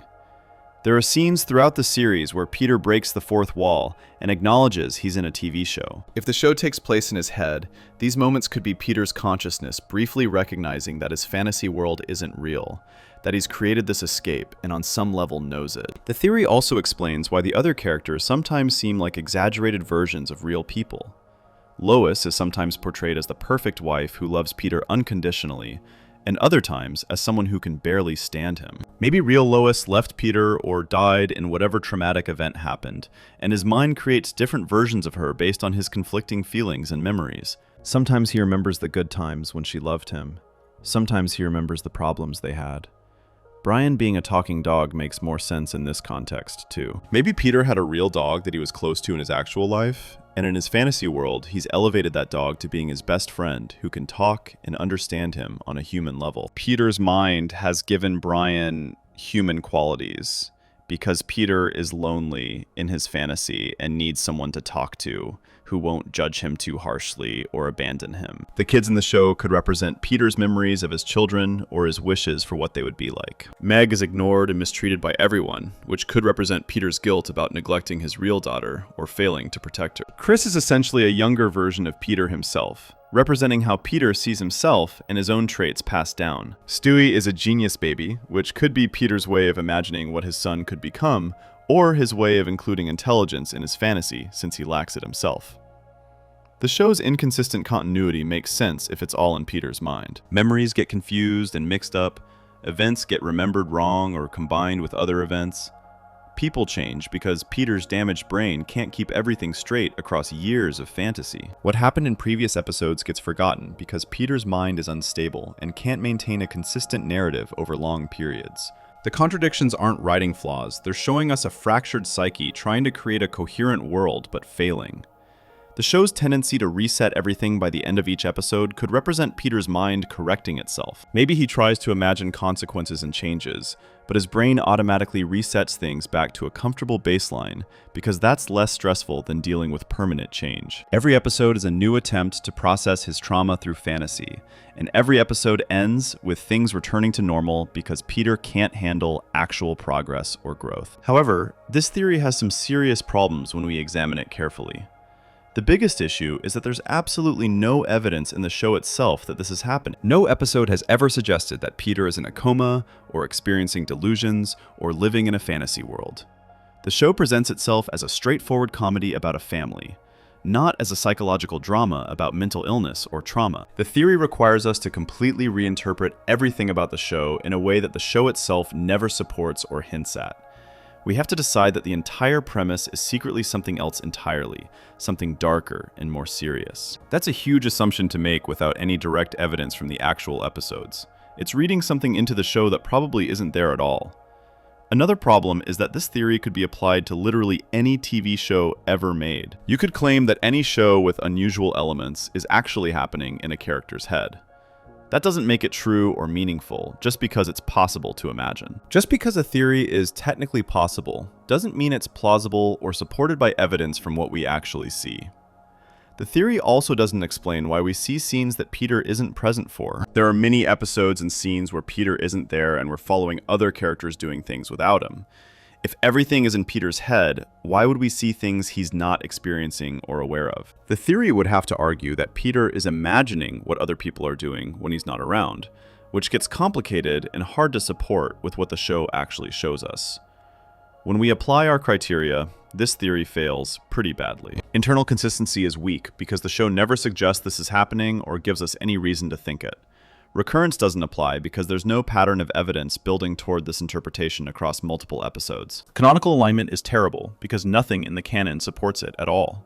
The theory contradicts the basic premise of the show, which presents itself as being about a real family, not someone's delusion or mental breakdown. The theory doesn't explain patterns in the show so much as it dismisses them entirely. Instead of looking at why certain things happen repeatedly and trying to understand those patterns, it just says everything is random because it's all in someone's head. That's not really an explanation, it's an excuse to not have to explain anything at all. This type of theory is sometimes called a coma theory, or it was all a dream theory. And fans propose them for lots of different shows across different genres. They're popular because they sound deep and dark, giving a silly comedy show hidden meaning and psychological complexity. But they're almost never actually true or supported by the shows themselves. They're fan creations, not creator intentions. The appeal of this theory is that it makes Family Guy seem more sophisticated than it actually is. If the show is secretly about mental illness and trauma, then all the crude jokes and random humor are actually serving a deeper purpose and meaning. But wanting a show to be deeper doesn't make it deeper. Sometimes a comedy is just a comedy trying to make people laugh. What this theory really reveals is a desire for shows to have hidden meanings and secret explanations. Fans want the media they consume to be complex and meaningful beyond just surface entertainment. They want to find depth in places where maybe depth doesn't exist. That's not a bad impulse because it shows people are thinking critically, but it can lead to seeing things that aren't really there. The theory also shows how fans deal with shows that don't make logical sense. When a show contradicts itself and doesn't follow its own rules, fans try to come up with explanations that make those contradictions meaningful instead of just accepting that the show is inconsistent because the writers don't prioritize continuity. The "it's all in someone's head" theory is a way to preserve the idea that the show makes sense even when it clearly doesn't. If we're being honest, the real reason Family Guy is illogical and surreal is because the writers prioritize humor over realism. They do whatever they think will be funny in the moment without worrying about whether it makes sense or fits with previous episodes. The show is chaotic because comedy is chaotic, not because it's depicting someone's fractured mental state. But even though this theory is probably wrong, it's interesting to think about how it would change the show if it were true. Every episode would become darker and sadder if we knew it was all Peter's attempt to escape from trauma. The jokes would feel different if we thought they were coming from someone who's mentally broken. The whole tone of the show would shift from lighthearted comedy to psychological tragedy. That shift in interpretation shows how much our understanding of events depends on the framework we use to view them. The exact same scenes can feel completely different depending on what we think is really happening beneath the surface. A silly joke becomes a cry for help. A random cutaway becomes a symptom of mental illness. Context changes everything about how we experience and interpret what we see. When we compare this theory to stronger ones like the alcoholism theory, the difference in quality is obvious. The alcoholism theory uses evidence we can see in the show to explain patterns in character behavior over time. This theory ignores what the show actually presents and imposes a completely different narrative that has no support. One is based on observation, the other is based on imagination. The Peter's head theory is the kind of thing that's fun to discuss but impossible to prove, and probably not true. It's a thought experiment rather than a serious interpretation. It works as a what-if scenario that makes you see the show differently for a moment, but it doesn't hold up as an actual explanation for what's happening. Before we move on, make sure to subscribe if you're enjoying this breakdown. We've looked at theories about perception and mental states, but some of the show's most interesting revelations come from examining specific episodes that deliberately mess with time and reality. Section 8, Case Study, Time Travel and Narrative Logic. To really understand how some of these theories work, we need to look closely at specific episodes that deal with time travel and changing reality. Family Guy has done several episodes where Brian and Stewie mess with time, and these episodes reveal a lot about how the show's universe operates. By examining these episodes in detail, we can see which theories are supported by what actually happens on screen, and which theories don't hold up when we look at the evidence. The episode Back to the Pilot is one of the most important episodes for understanding Family Guy's approach to time and continuity. In this episode, Brian and Stewie use Stewie's time machine to travel back to the very first episode of the series. They want to prevent something specific from happening, though the exact details of why they go back aren't as important for our purposes as what happens when they get there, and what it reveals about how time works in this show. When Brian and Stewie arrive in the past, they see younger versions of themselves and the family going through events from that first episode. The past versions don't know they're time travelers from the future. Brian and Stewie interact with events from the first episode, changing small details and affecting how things play out differently than they originally did. They're able to alter the past, which is significant because it means time isn't fixed in the Family Guy universe. The past can be changed. The episode shows that changing the past does have consequences that carry forward. When Brian and Stewie return to their present time, things are different because of what they did in the past. The changes aren't huge or dramatic, but they're noticeable enough that the characters can tell something has shifted. This confirms that the show operates in a timeline that can be altered through time travel, not a fixed timeline where everything is predetermined and unchangeable. This supports the multiverse theory in an interesting way. When you change the past in most time travel stories, you either create a new timeline branching off from the change, or you alter the existing single timeline. The episode suggests that changing the past creates a new version of reality. The old timeline where things happen differently still exists somewhere, but Brian and Stewie have moved into a new timeline where their changes took effect. They're now living in a slightly different version of their world. The episode also shows that time travel is actually possible in this universe, and that Stewie has the technology to do it successfully.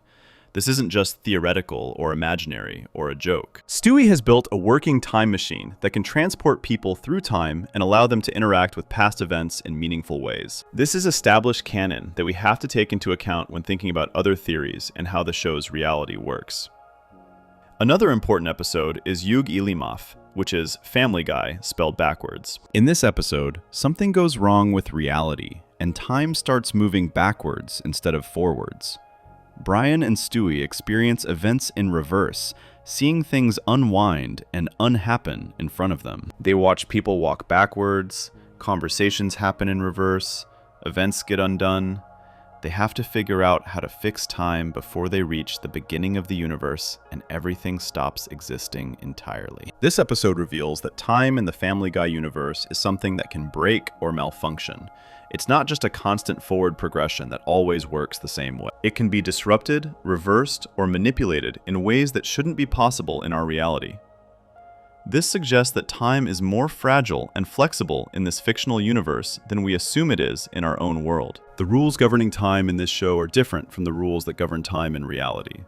The episode shows Stewie desperately trying to fix time as everything moves backwards around them. He's the only one who really understands what's happening and has the knowledge to repair it before catastrophe happens.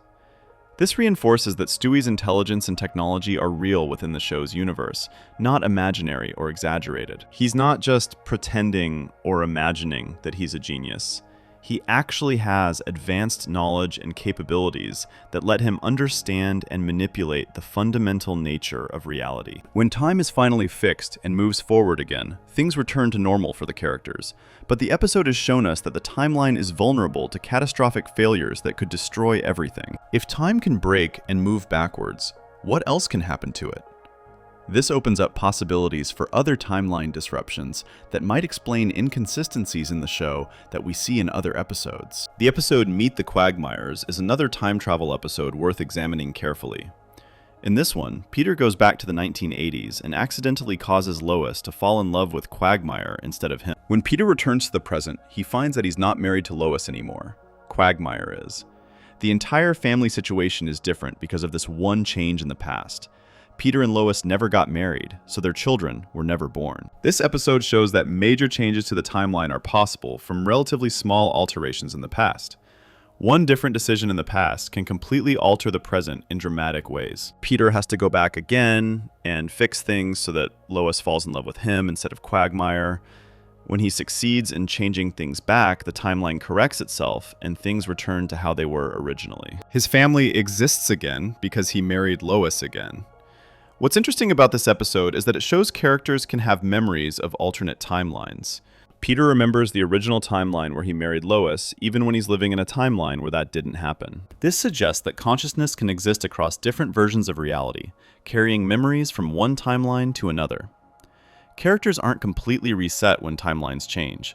They can retain awareness of how things used to be. These time travel episodes establish several important facts about the Family Guy universe. First, time travel is real and achievable with Stewie's technology. Second, the past can be changed, and those changes affect the present in logical ways. Third, changing the past creates alternate timelines or realities that diverge from the original. Fourth, characters can potentially remember things from different timelines. Fifth, time itself is not as stable as we might assume and can malfunction or break. All of these facts support certain theories while undermining others. The multiverse theory is strongly supported because the show has demonstrated that alternate timelines exist and can be created through time travel. The idea that different episodes might take place in different realities becomes more plausible when we know the universe works this way, and that reality can branch into different versions. The theory that everything is in Peter's head becomes less plausible because time travel and alternate timelines are presented as real phenomena that multiple characters experience together, not as delusions or fantasies. Multiple characters experience and remember these events, so they can't be happening in just one person's mind. The show is treating time travel as something that actually happens in its universe, with real consequences. The Stewie perception theory is complicated by these episodes. On one hand, Stewie is the one making time travel possible with his inventions, which could support the idea that he's central to how reality works. On the other hand, Brian and other characters experience time travel too, and can affect changes themselves, so it's not just Stewie's perception creating these events. Other people can participate and verify what's happened. The episodes also reveal something about the show's approach to consequences. In most time travel stories, there are serious, permanent consequences for changing the past. But in Family Guy, the characters mess with time repeatedly, and things generally work out okay. They fix whatever they broke and move on without lasting damage. This suggests that the universe is either very forgiving of timeline changes, or that the characters are protected somehow from catastrophic consequences. One thing these episodes don't explain is why the regular show has such poor continuity when time travel exists. If time travel exists, and changing the past affects the present in noticeable ways, You'd think the characters would be more careful about maintaining consistency. But the show contradicts itself constantly, even in episodes that don't involve time travel at all. The time travel episodes show that timeline changes are significant and noticeable, yet regular episodes ignore previous events all the time. This could mean that there are two different types of changes happening.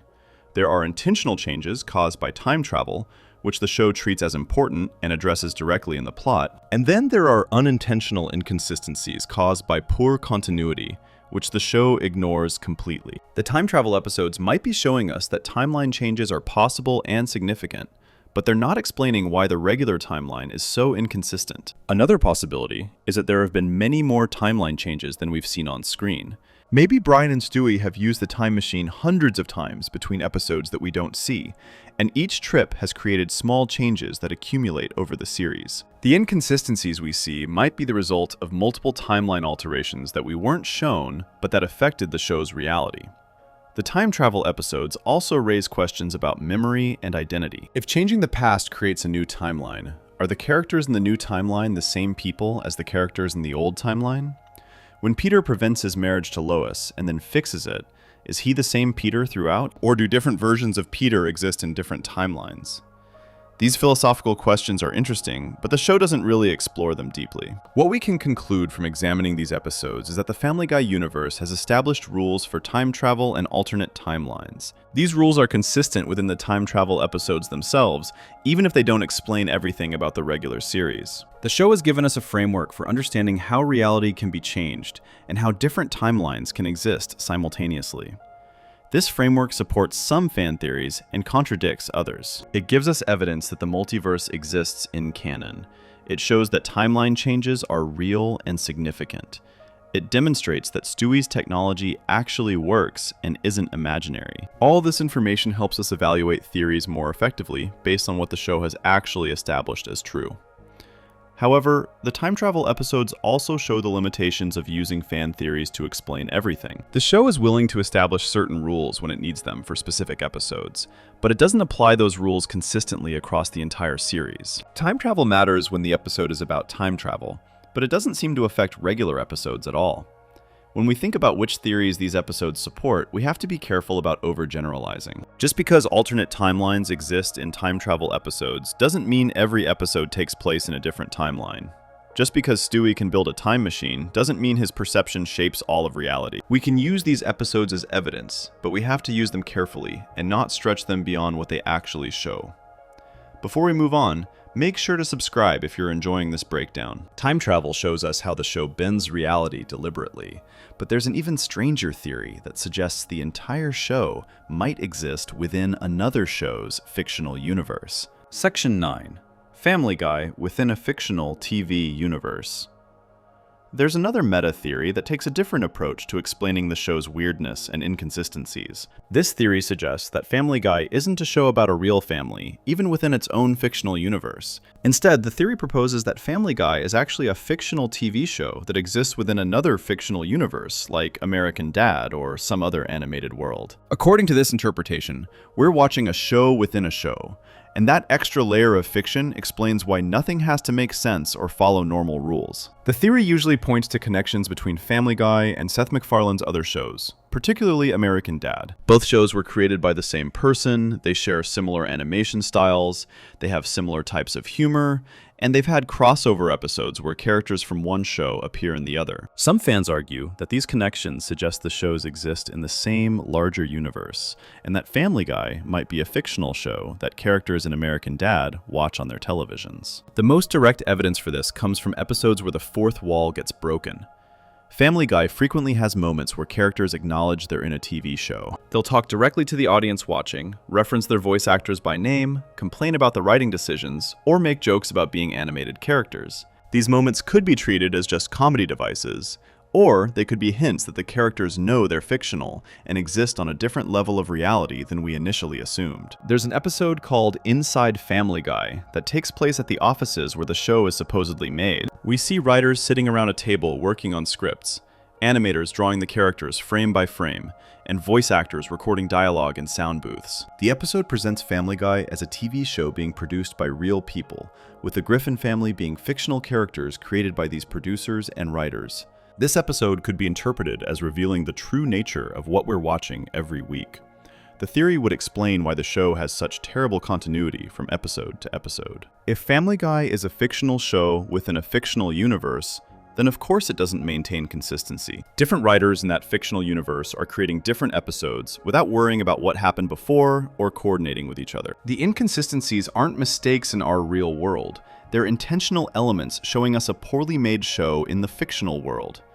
This interpretation also explains why characters break the fourth wall so often. They're not actually breaking through to our reality where we're watching, they're breaking through one layer to acknowledge they're in a show that exists in another fictional universe. When Peter talks to the camera and makes jokes about being on television, he's not talking to us. He's talking to the fictional audience watching Family Guy within the larger fictional universe. The show within a show concept would explain the cutaway gags too. Those random flashbacks could be seen as lazy writing choices made by the fictional writers of the fictional Family Guy show. When the cutaways seem particularly random or poorly connected to the story, that's because the fictional writers are bad at their jobs, or don't care about quality. We're not just watching Family Guy, we're watching a fictional universe's version of Family Guy, which is even worse than the real version we think we're seeing. Some episodes seem to support this interpretation more than others. Episodes that feature the writers or producers as characters, episodes where the animation style changes dramatically for no reason, episodes that feel like they're commenting on the process of making television. All of these could be seen as the show revealing its true nature as fiction within fiction. The theory also connects to other Seth MacFarlane shows in interesting ways. American Dad has its own consistent universe with its own rules that it follows more carefully. If Family Guy exists as a show within that universe, it would explain why the two shows can cross over, but maintain different tones and levels of realism. American Dad treats itself as real within its own universe, while Family Guy is acknowledged as fake even within the larger fictional context. Episodes where characters from different MacFarlane shows interact could be interpreted as characters from a more serious show meeting characters from a fictional show that exists in their world. This would explain why crossover episodes feel so weird and disjointed. The characters aren't actually meeting. Characters from one reality are encountering fictional characters from a show they watch. The theory gains some support from how self-aware Family Guy is compared to other animated comedies. The show constantly references being a show, makes jokes about its own production, and treats its own fictional nature as a source of humor. This level of meta-awareness could be hinting at something deeper about the show's structure.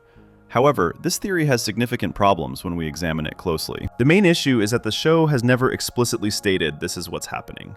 Yes, there are meta moments and fourth wall breaks, but those could just be comedy devices that lots of shows use. They don't necessarily mean the entire show exists on a different level of reality than we think. The Inside Family Guy episode that shows the writers and animators can be interpreted multiple ways. It could be showing us the real process of making the show, breaking through to our actual reality, where Seth MacFarlane and his team create episodes. It could be a parody of how TV shows are made without literally being true about Family Guy's nature.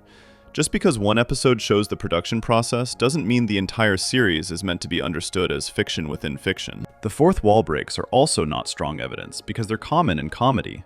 Lots of shows have characters acknowledge the audience or make jokes about being in a TV show without that meaning the show exists in another layer of fiction. These are standard comedy techniques that don't necessarily reveal anything deep about the show's nature or structure.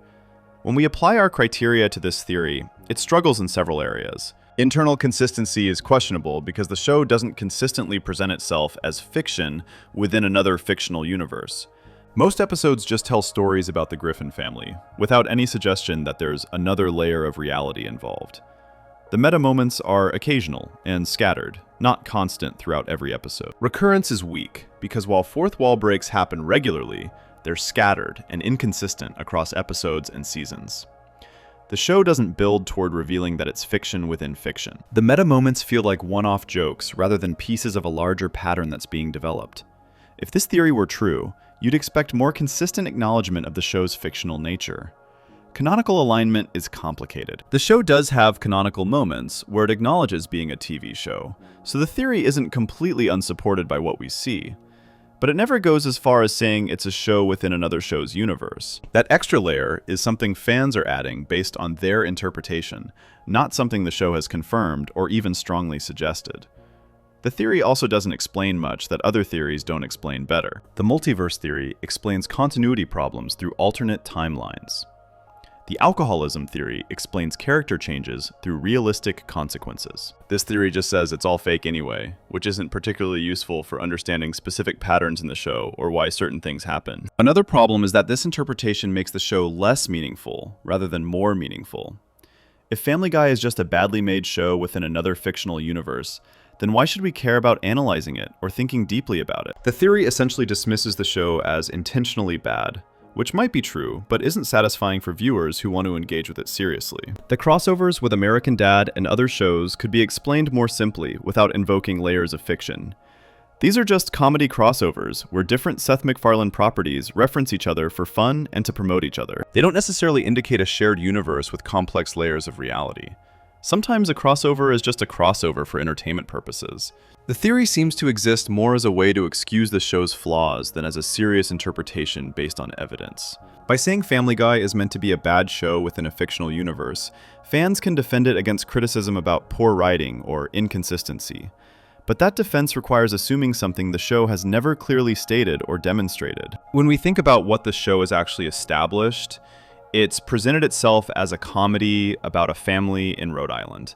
Sometimes it gets meta and makes jokes about being a TV show, but that's not the same as being fiction within fiction. The meta moments are breaks from the normal format for comedic effect, not revelations about the show's true nature. The theory also raises questions it can't answer. If Family Guy is a show within another universe, which universe exactly? American Dad? Some unnamed universe we've never seen? Why would that universe have a show exactly like our Family Guy? How does this explain anything about specific episodes or character development? The theory creates more confusion than clarity. What this theory really shows is how fans struggle with shows that don't take themselves seriously. Family Guy is deliberately inconsistent and chaotic. It prioritizes jokes over continuity. It breaks its own rules constantly, without explanation or apology. Fans who want everything to make sense have to come up with elaborate explanations for why the show is the way it is. The show within a show theory is one of those explanations. It says the chaos is intentional and meaningful because we're watching fiction within fiction. But that's probably giving the show too much credit for planning and sophistication. The simpler explanation is that Family Guy is just a comedy that doesn't worry about being consistent or realistic, because consistency isn't important for the type of comedy it does. The theory is interesting to think about because it raises questions about layers of fiction and meta-narratives. But as an actual explanation for Family Guy, it requires too many assumptions and doesn't have enough direct support from the show itself. It's more of a thought experiment than a plausible theory about what's really happening. When we compare this to stronger theories like the multiverse theory or the alcoholism theory, the difference is obvious. Those theories are based on things the show explicitly presents or patterns we can observe across many episodes. This theory is based on taking occasional meta moments and building an entire interpretation around them that the show never confirms. The show within a show theory ultimately tells us more about how fans think about media than about Family Guy itself. Fans want shows to be clever and multi-layered. They want meta-commentary and hidden meanings. When a show like Family Guy occasionally gestures toward being self-aware, fans build elaborate theories around those gestures, hoping to find depth. But sometimes, self-awareness is just a comedy device. Sometimes fourth wall breaks are just jokes that get laughs without meaning anything deeper. Not every meta moment needs to be part of a larger theory about the nature of the show's reality. Family Guy uses these devices because they're funny, and because they give the writers more freedom to make jokes. Not because the show exists in some complex, nested fiction structure. The theory works better as a framework for appreciating the show's meta-humor than as a literal interpretation of what's happening. When you watch Family Guy with the idea that it might be intentionally presenting itself as a badly made show, some of the jokes land differently, and you notice the self-aware elements more. But that doesn't mean the theory is actually true or supported by the show in a meaningful way. Before we move on, make sure to subscribe if you're enjoying this breakdown. We've examined theories about individual characters, alternate realities, and metafictional structures, but now we need to actually rank these theories against each other to see which ones hold up best. Section 10. Ranking the theories by likelihood. Now that we've examined all these different theories in detail, we need to rank them against each other using the criteria we established earlier in this video. By comparing the theories systematically, we can determine which ones are most plausible based on internal consistency, recurrence, minimal contradiction, canonical alignment, and pattern explanation. This ranking will help us identify which theory is most likely to be true, or at least most strongly supported by what we actually see in the show across its many seasons. Let's start at the bottom, with the theories that have the least support from the evidence we can observe. The weakest theory we examined is probably the show within a show theory. This theory suggests that Family Guy is a fictional TV show within another fictional universe. While the show does break the fourth wall and has meta moments, there's no consistent evidence that it exists as fiction within another layer of fiction. The theory is based on taking occasional comedy devices and building an entire interpretation around them that the show never confirms or supports consistently. The show within a show theory fails on multiple criteria we established. Internal consistency is weak because most episodes don't present themselves this way at all. Recurrence is limited to scattered meta moments rather than a consistent pattern building across episodes. Canonical alignment is minimal because the show has never explicitly stated this is its structure or nature. The theory doesn't explain specific patterns so much as it dismisses the entire show as intentionally bad. For these reasons, this theory ranks at the bottom of our list. The next theory up from the bottom is the Peter's head theory, which suggests everything happens inside Peter's mind after some trauma he experienced. This theory has the same problem as many "it was all a dream" theories that fans propose for different shows. There's no evidence in the show that this is happening. No episode suggests Peter is in a coma or experiencing delusions or living in a fantasy world he created to escape reality. The Peter's head theory fails on canonical alignment completely. Nothing in the canon suggests this interpretation at all. It also fails on internal consistency, because the show includes many scenes Peter isn't present for, which the theory can't explain well without getting complicated. Recurrence doesn't apply because there's no pattern building toward this revelation across episodes. The theory is essentially unfalsifiable because any evidence can be dismissed as "it's all in his head," which makes it weak as an explanation. This theory ranks second from the bottom in our list. Moving up, we have the Brian has a human brain theory.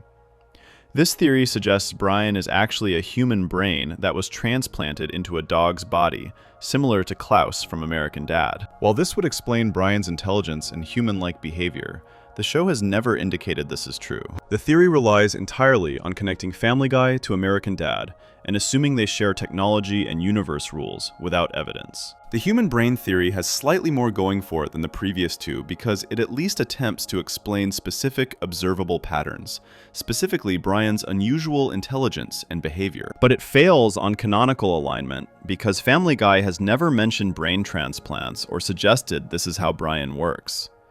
It fails on recurrence because there's no building evidence across episodes that points to this. The theory is speculation based on connections to a different show, rather than evidence from Family Guy itself. This ranks in the lower middle range of our theories.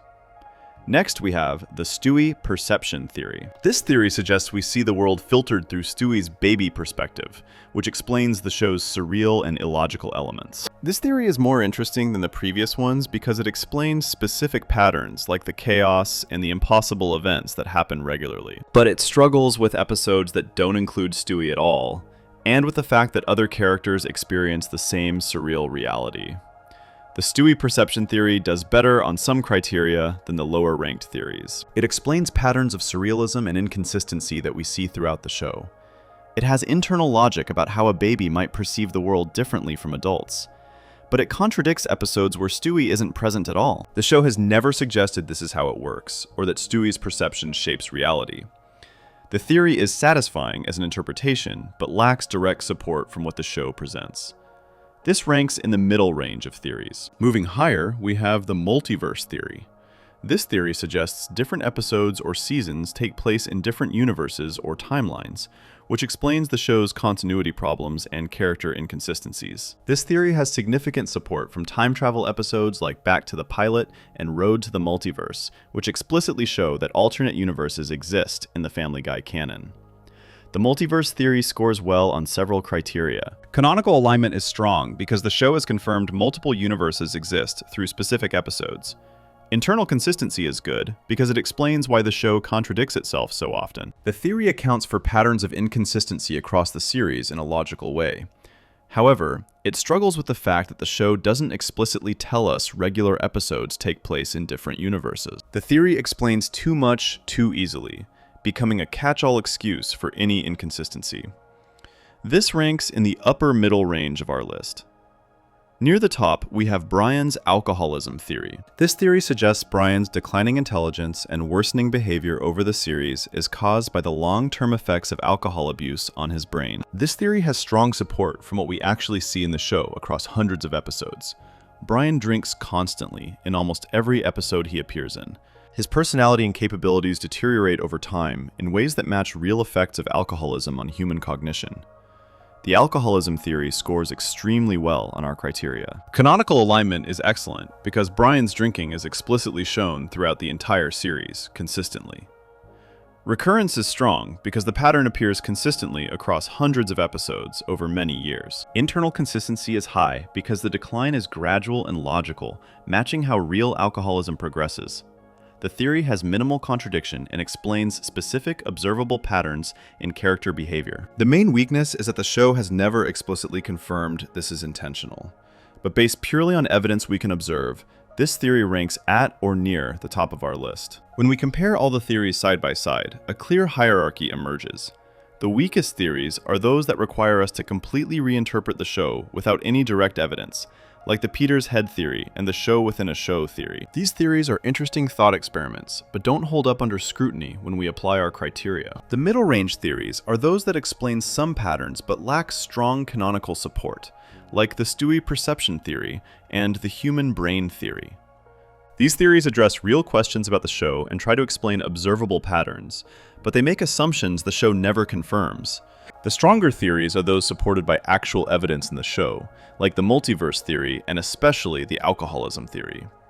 These theories are based on things we can observe and verify by watching episodes carefully. They explain patterns using evidence rather than speculation or imagination. The ranking, based on our criteria, from least to most plausible, looks something like this.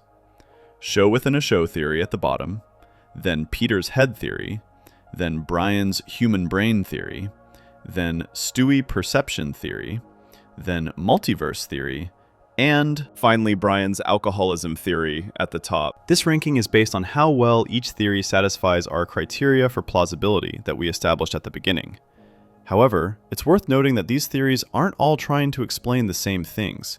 The alcoholism theory explains one character's development over time. The multiverse theory explains the show's overall structure and continuity issues. The Stewie theory explains the show's tone and surreal elements. Comparing them directly isn't entirely fair because they operate on different levels and address different aspects of the show. But when we ask which theory is most likely to be true based on evidence, the alcoholism theory stands out clearly. It makes specific claims about observable patterns that we can verify. It's based on things explicitly shown in the show repeatedly. It doesn't require elaborate assumptions or reinterpretations of what we're seeing. It explains a clear pattern of change over time using a simple, logical mechanism that makes sense. The multiverse theory is also strong, but in a different way. It's more of a structural explanation than a character explanation. The show has confirmed multiple universes exist through specific episodes, so this theory has canonical support. But the show has never indicated regular episodes involve universe hopping the way special episodes do, which weakens the theory as a comprehensive explanation for everything. What this ranking reveals is that the best theories are those that stay close to what the show actually shows us. Theories that require elaborate assumptions or that import ideas from outside the show tend to be weaker. Theories that observe patterns in what's explicitly presented and build explanations from those observations tend to be stronger and more defensible.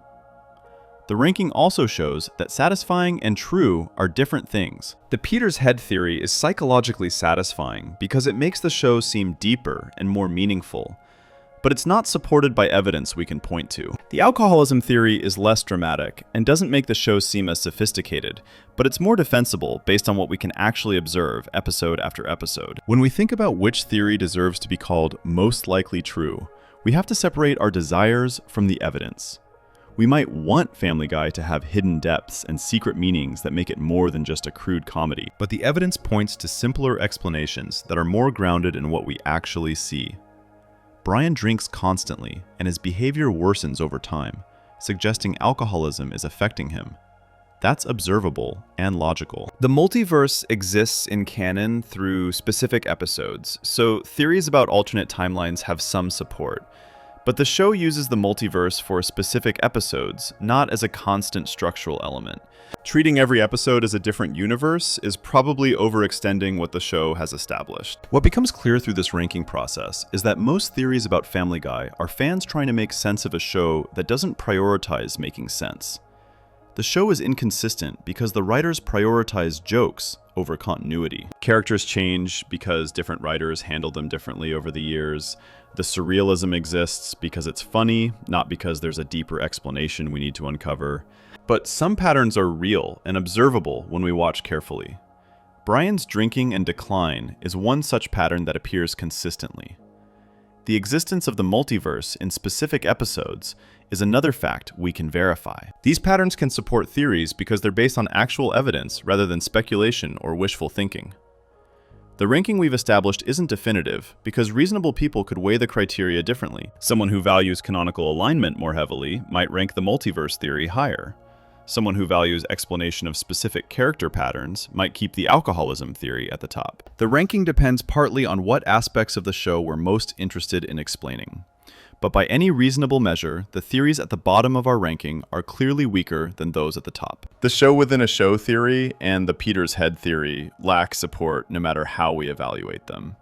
The alcoholism theory and multiverse theory have clear advantages no matter which criteria we emphasize most. This ranking process helps us see which theories are worth taking seriously and which are just fun speculation.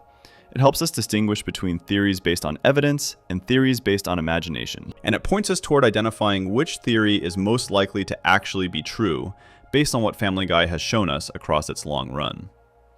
Before we move on, make sure to subscribe if you're enjoying this breakdown. After ranking all these theories against each other, we can finally identify which one has the strongest claim to being true based on everything we've examined. Section 11.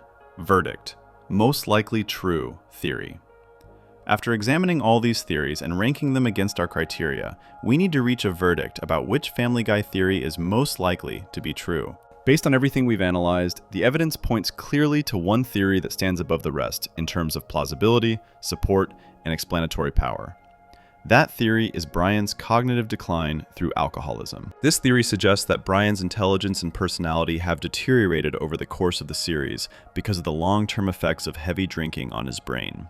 Early Brian was smart, capable, and genuinely helpful to the family. Later Brian is dumber, more obnoxious, and less competent at basic tasks.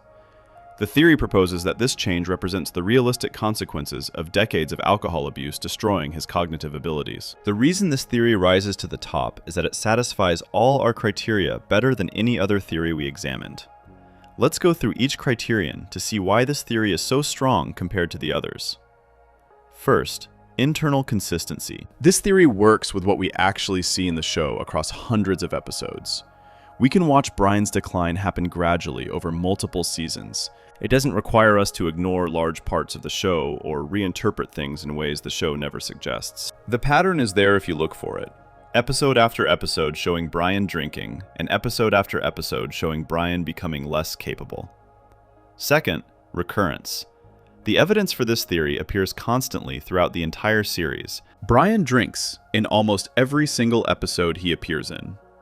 His drinking isn't occasional or situational, it's constant and habitual. We see him with alcohol in the morning, at night, when he's happy, when he's sad, at home, out with friends, everywhere and always. This isn't something that happens in a few episodes. It's a defining characteristic of the character that appears hundreds of times. Third, minimal contradiction. While there are some episodes where Brian seems smarter or more capable than the general trend would suggest, these exceptions don't destroy the theory. People with substance abuse problems have good days and bad days. Cognitive decline isn't perfectly linear. Someone can have moments of clarity even while their overall trajectory is downward. The theory accounts for variations without being contradicted by them. Fourth, canonical alignment. This is where the alcoholism theory really excels. Brian's drinking is explicitly shown on screen constantly. The show has acknowledged that Brian has a drinking problem in multiple episodes. His alcoholism isn't something fans are reading into subtle clues. It's right there in plain sight in almost every scene he appears in. The canon directly supports this theory in a way it doesn't support most others. Fifth, pattern explanation. The theory explains specific, observable patterns in Brian's behavior over time. It tells us why he gets dumber, why he makes worse decisions, why his relationships deteriorate, why his memory seems poor, why he has delusions about his own abilities. All of these changes make sense as consequences of long-term alcohol abuse affecting the brain. The theory provides a mechanism that explains multiple patterns at once. Beyond satisfying our criteria, the alcoholism theory has additional strengths. It's based on real science about how alcohol affects the brain over time.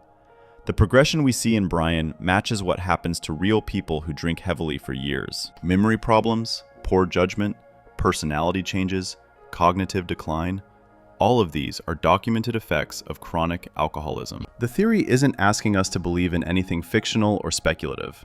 It's applying real-world knowledge to explain a fictional character's arc. The theory also respects the show's nature as a comedy while finding meaning in it. Family Guy is primarily trying to be funny, not tell a serious story about addiction. But the writers chose to make Brian an alcoholic, and they chose to show him drinking constantly, and they chose to change his character over time. Whether they intended it or not, they created a pattern that can be interpreted as showing the effects of alcoholism. The theory finds coherence in what might be unintentional. Another strength is that the theory makes Brian a more interesting character. Instead of just being poorly written or inconsistently characterized, Brian becomes tragic. He's someone who destroyed his own potential through addiction. He started with intelligence and sophistication, and he gradually lost both because he couldn't control his drinking. That's a story that happens to real people, and seeing it play out in animation gives it weight. The theory also explains why Brian's transformation feels different from other character changes in the show.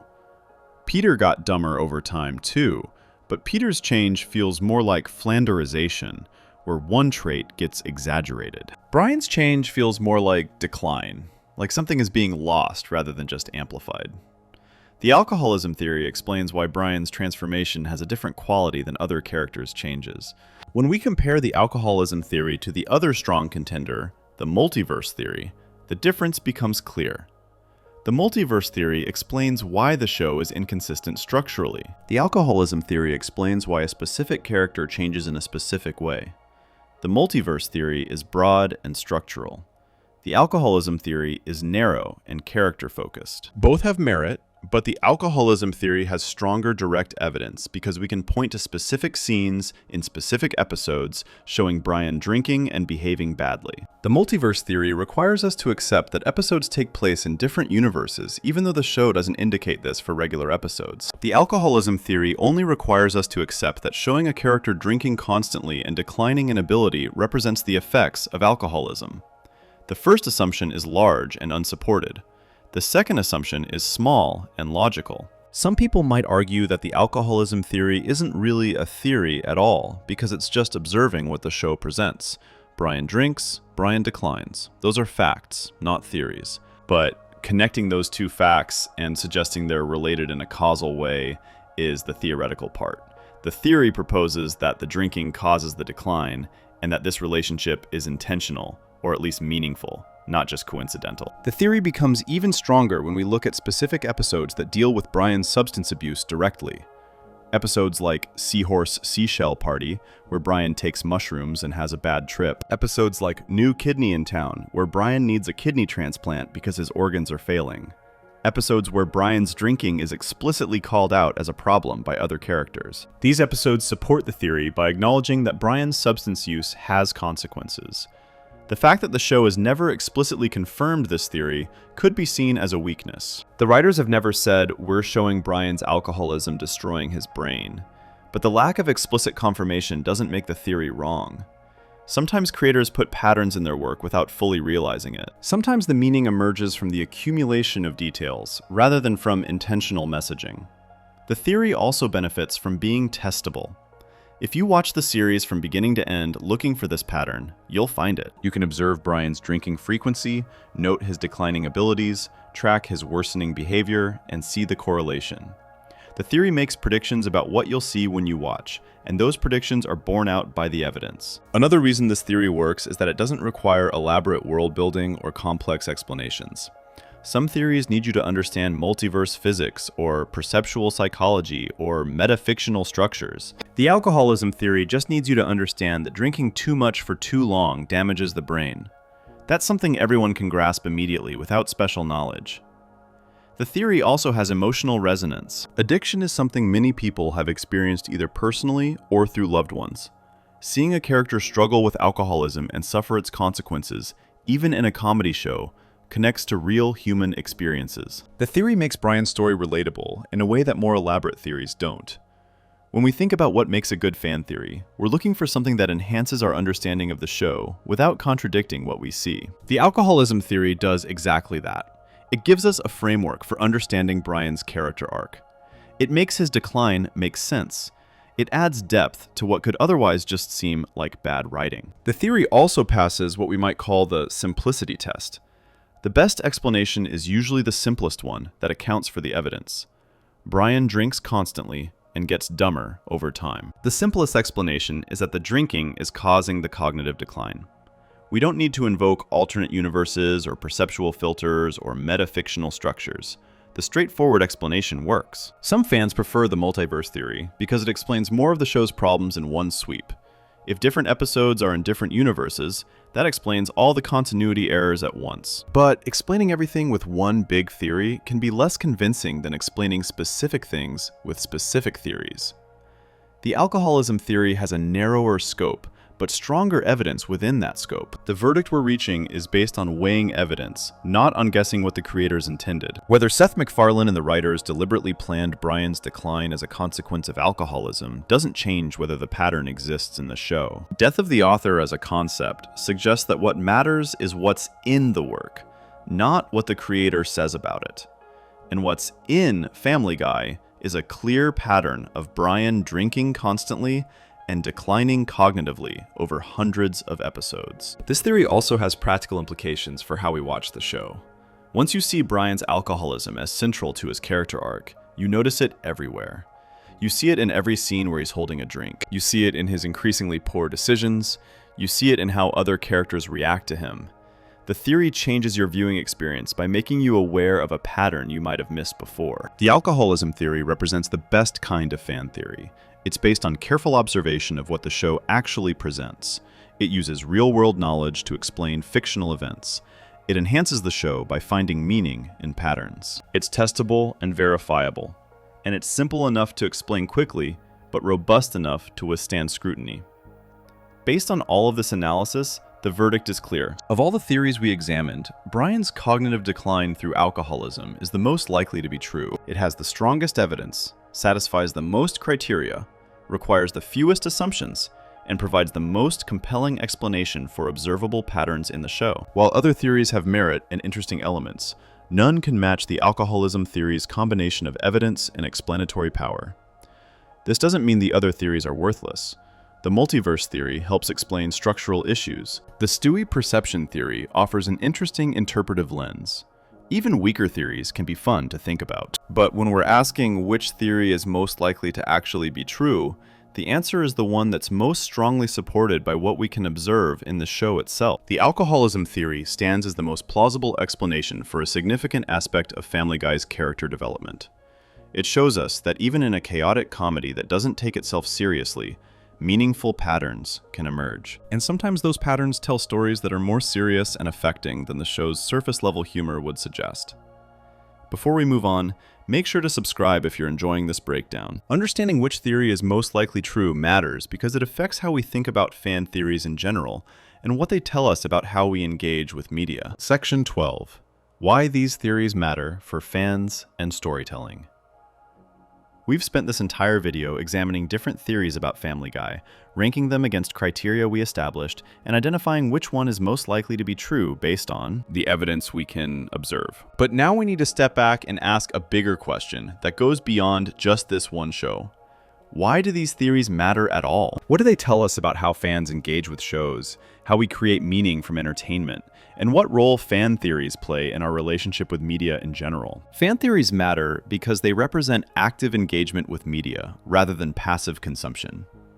When you just watch a show and then forget about it, you're consuming it like fast food, taking it in and moving on without much thought. But when you think about theories, discuss them with other fans, and try to figure out what's really happening beneath the surface, you're engaging with the show on a deeper level. You're using your brain to process what you've seen and find patterns and meanings that might not be obvious on first viewing.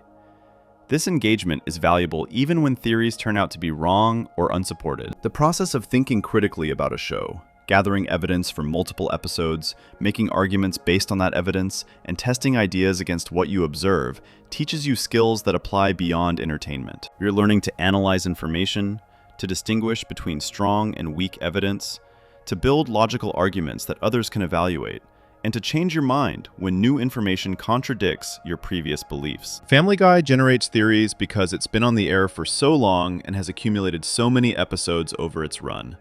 With over 20 years of content spanning hundreds of episodes, there's a huge amount of material to analyze and interpret. Fans have watched these characters for decades of real time, even though the characters themselves don't age within the show. This creates a unique situation where we can observe patterns that develop over hundreds of episodes, patterns that might not be visible in shorter shows that only run for a few seasons. The theories we examined also reveal something important about what fans want from their entertainment. The fact that people create elaborate theories to explain Family Guy's inconsistencies shows that viewers want things to make sense, even in silly comedies that don't take themselves seriously. We have a natural human desire to find order in chaos, to see patterns in what might be randomness, to believe that things happen for reasons rather than just randomly or carelessly. This desire is so strong that fans will impose meaning on shows that might not have intended any meaning at all. The alcoholism theory might be finding a pattern that the writers never consciously planned or thought about. But the pattern is real and observable, whether it was intended or not. Sometimes, meaning emerges from the accumulation of many small choices, even when no single choice was meant to be particularly meaningful on its own. The theories also show how fans take ownership of shows they watch regularly.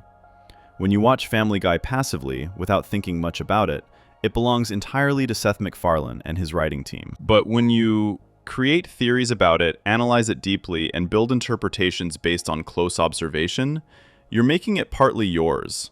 You're contributing to how the show is understood and discussed in fan communities. You're participating in its cultural life rather than just observing it from the outside. Online communities play a huge role in how these theories develop and spread across fan bases. Reddit threads about Family Guy theories, YouTube videos explaining different interpretations, forum discussions that go on for pages with people debating evidence.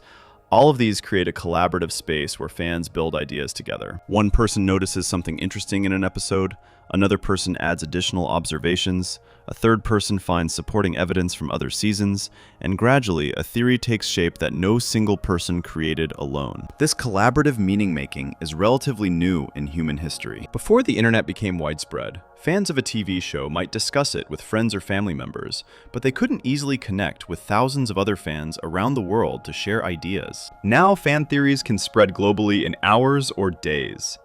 Ideas that might have died in one small group of friends can find audiences who develop them further and add new dimensions.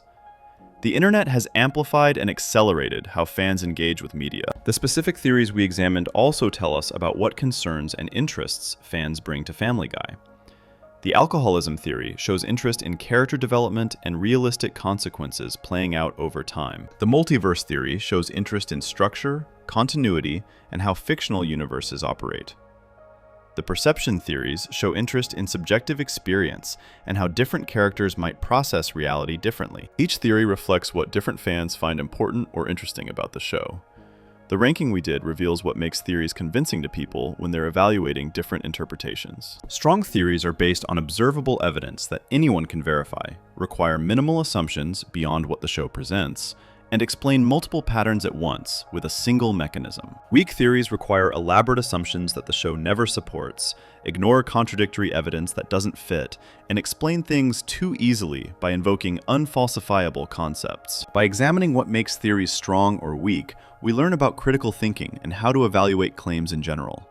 These lessons extend far beyond entertainment into other areas of life. The skills you use to evaluate a Family Guy theory are fundamentally the same skills you use to evaluate claims you encounter in real life. Can you find concrete evidence for the claim? Does it contradict other things you know to be true? Does it make predictions you can test against new information? Is it the simplest explanation that accounts for the evidence, or does it require complex assumptions? These questions apply whether you're analyzing a TV show, or evaluating news stories, or making important decisions about your own life. Fan theories also serve an important social function within fan communities. They give fans something meaningful to talk about and bond over, beyond just saying they both like the show. When you meet another Family Guy fan, discussing theories gives you more substantial ground for connection. The theories create community by giving people shared projects and debates that can continue over months or years. Even disagreeing about theories can be fun and socially valuable when everyone is engaging in good faith. The theories we examined also show the creativity of fan communities. The human brain theory connecting Family Guy to American Dad shows creative thinking in linking different shows through shared universe logic. The multiverse theory shows creative use of canonical elements from specific episodes to explain non-canonical problems. Even theories that turn out to be wrong can be impressively creative in how they try to make sense of difficult questions about the show. This creativity matters because it shows that consuming media can inspire creative production. Fans who develop theories are doing creative, intellectual work, even if they're not making art themselves.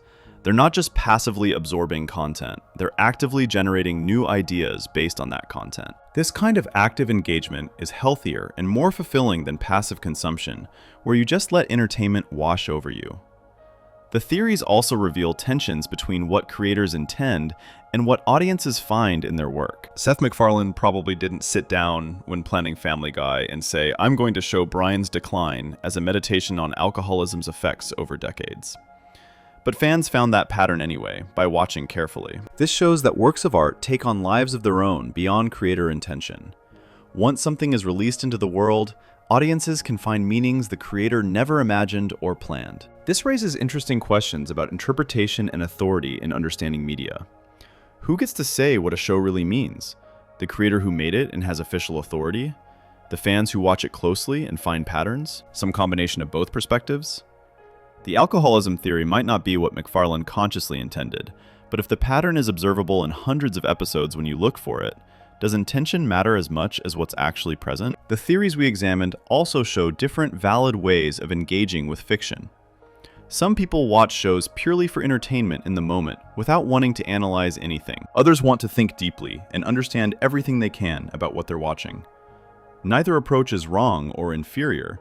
They're just different modes of engagement that satisfy different needs. Fan theories cater to the analytical viewers who want to dig deeper and find hidden patterns.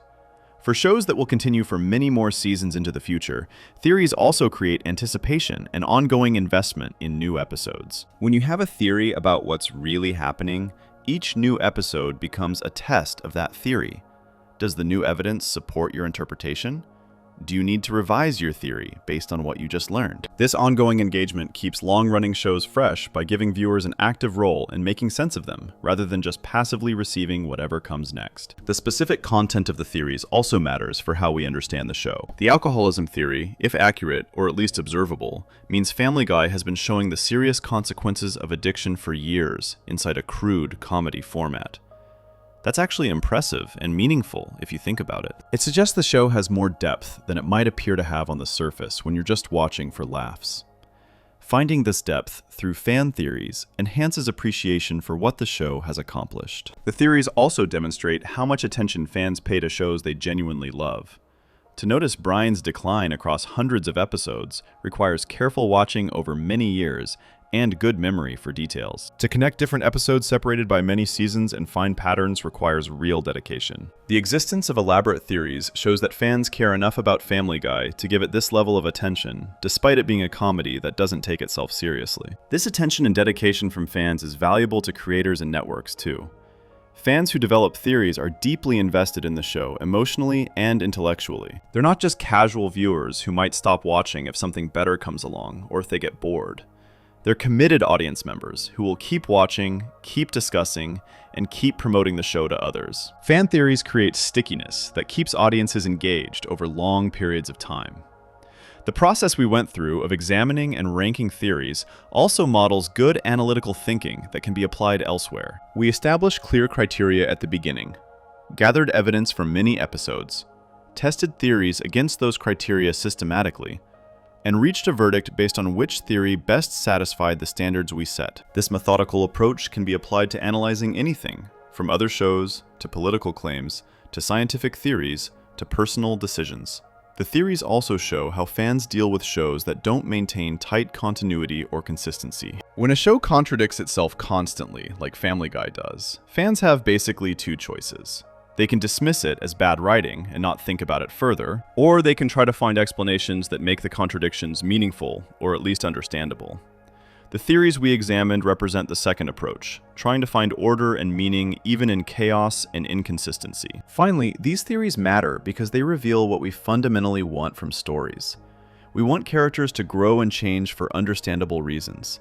We want events to connect and make sense within a coherent narrative. We want fictional worlds to have consistent rules that don't change arbitrarily. Even when shows don't provide these things naturally, we try to find them anyway, because they make stories more satisfying. Fan theories are attempts to create the coherence that we crave in narratives. The most likely theory we identified, Brian's alcoholism causing cognitive decline, gives us exactly this kind of coherence. It provides a clear reason for changes we observe over many seasons. It connects hundreds of episodes through a single thread of character development. It turns what could be dismissed as random character degradation or inconsistent writing into a meaningful arc about the consequences of addiction. Whether the writers intended this or not, it gives Brian's story the kind of structure and meaning that makes narratives satisfying to follow. In the end, fan theories about Family Guy matter because they show us actively creating meaning from entertainment rather than just consuming it. They demonstrate critical thinking, creativity, community building, and deep engagement with media. They reveal what we value in stories and how we try to find that value, even in shows that don't prioritize it. And they remind us that consuming media can be an active, intellectual, social experience, rather than just passive viewing that we forget as soon as it's over. If you enjoyed the video, make sure to subscribe, and I'll see you in the next video.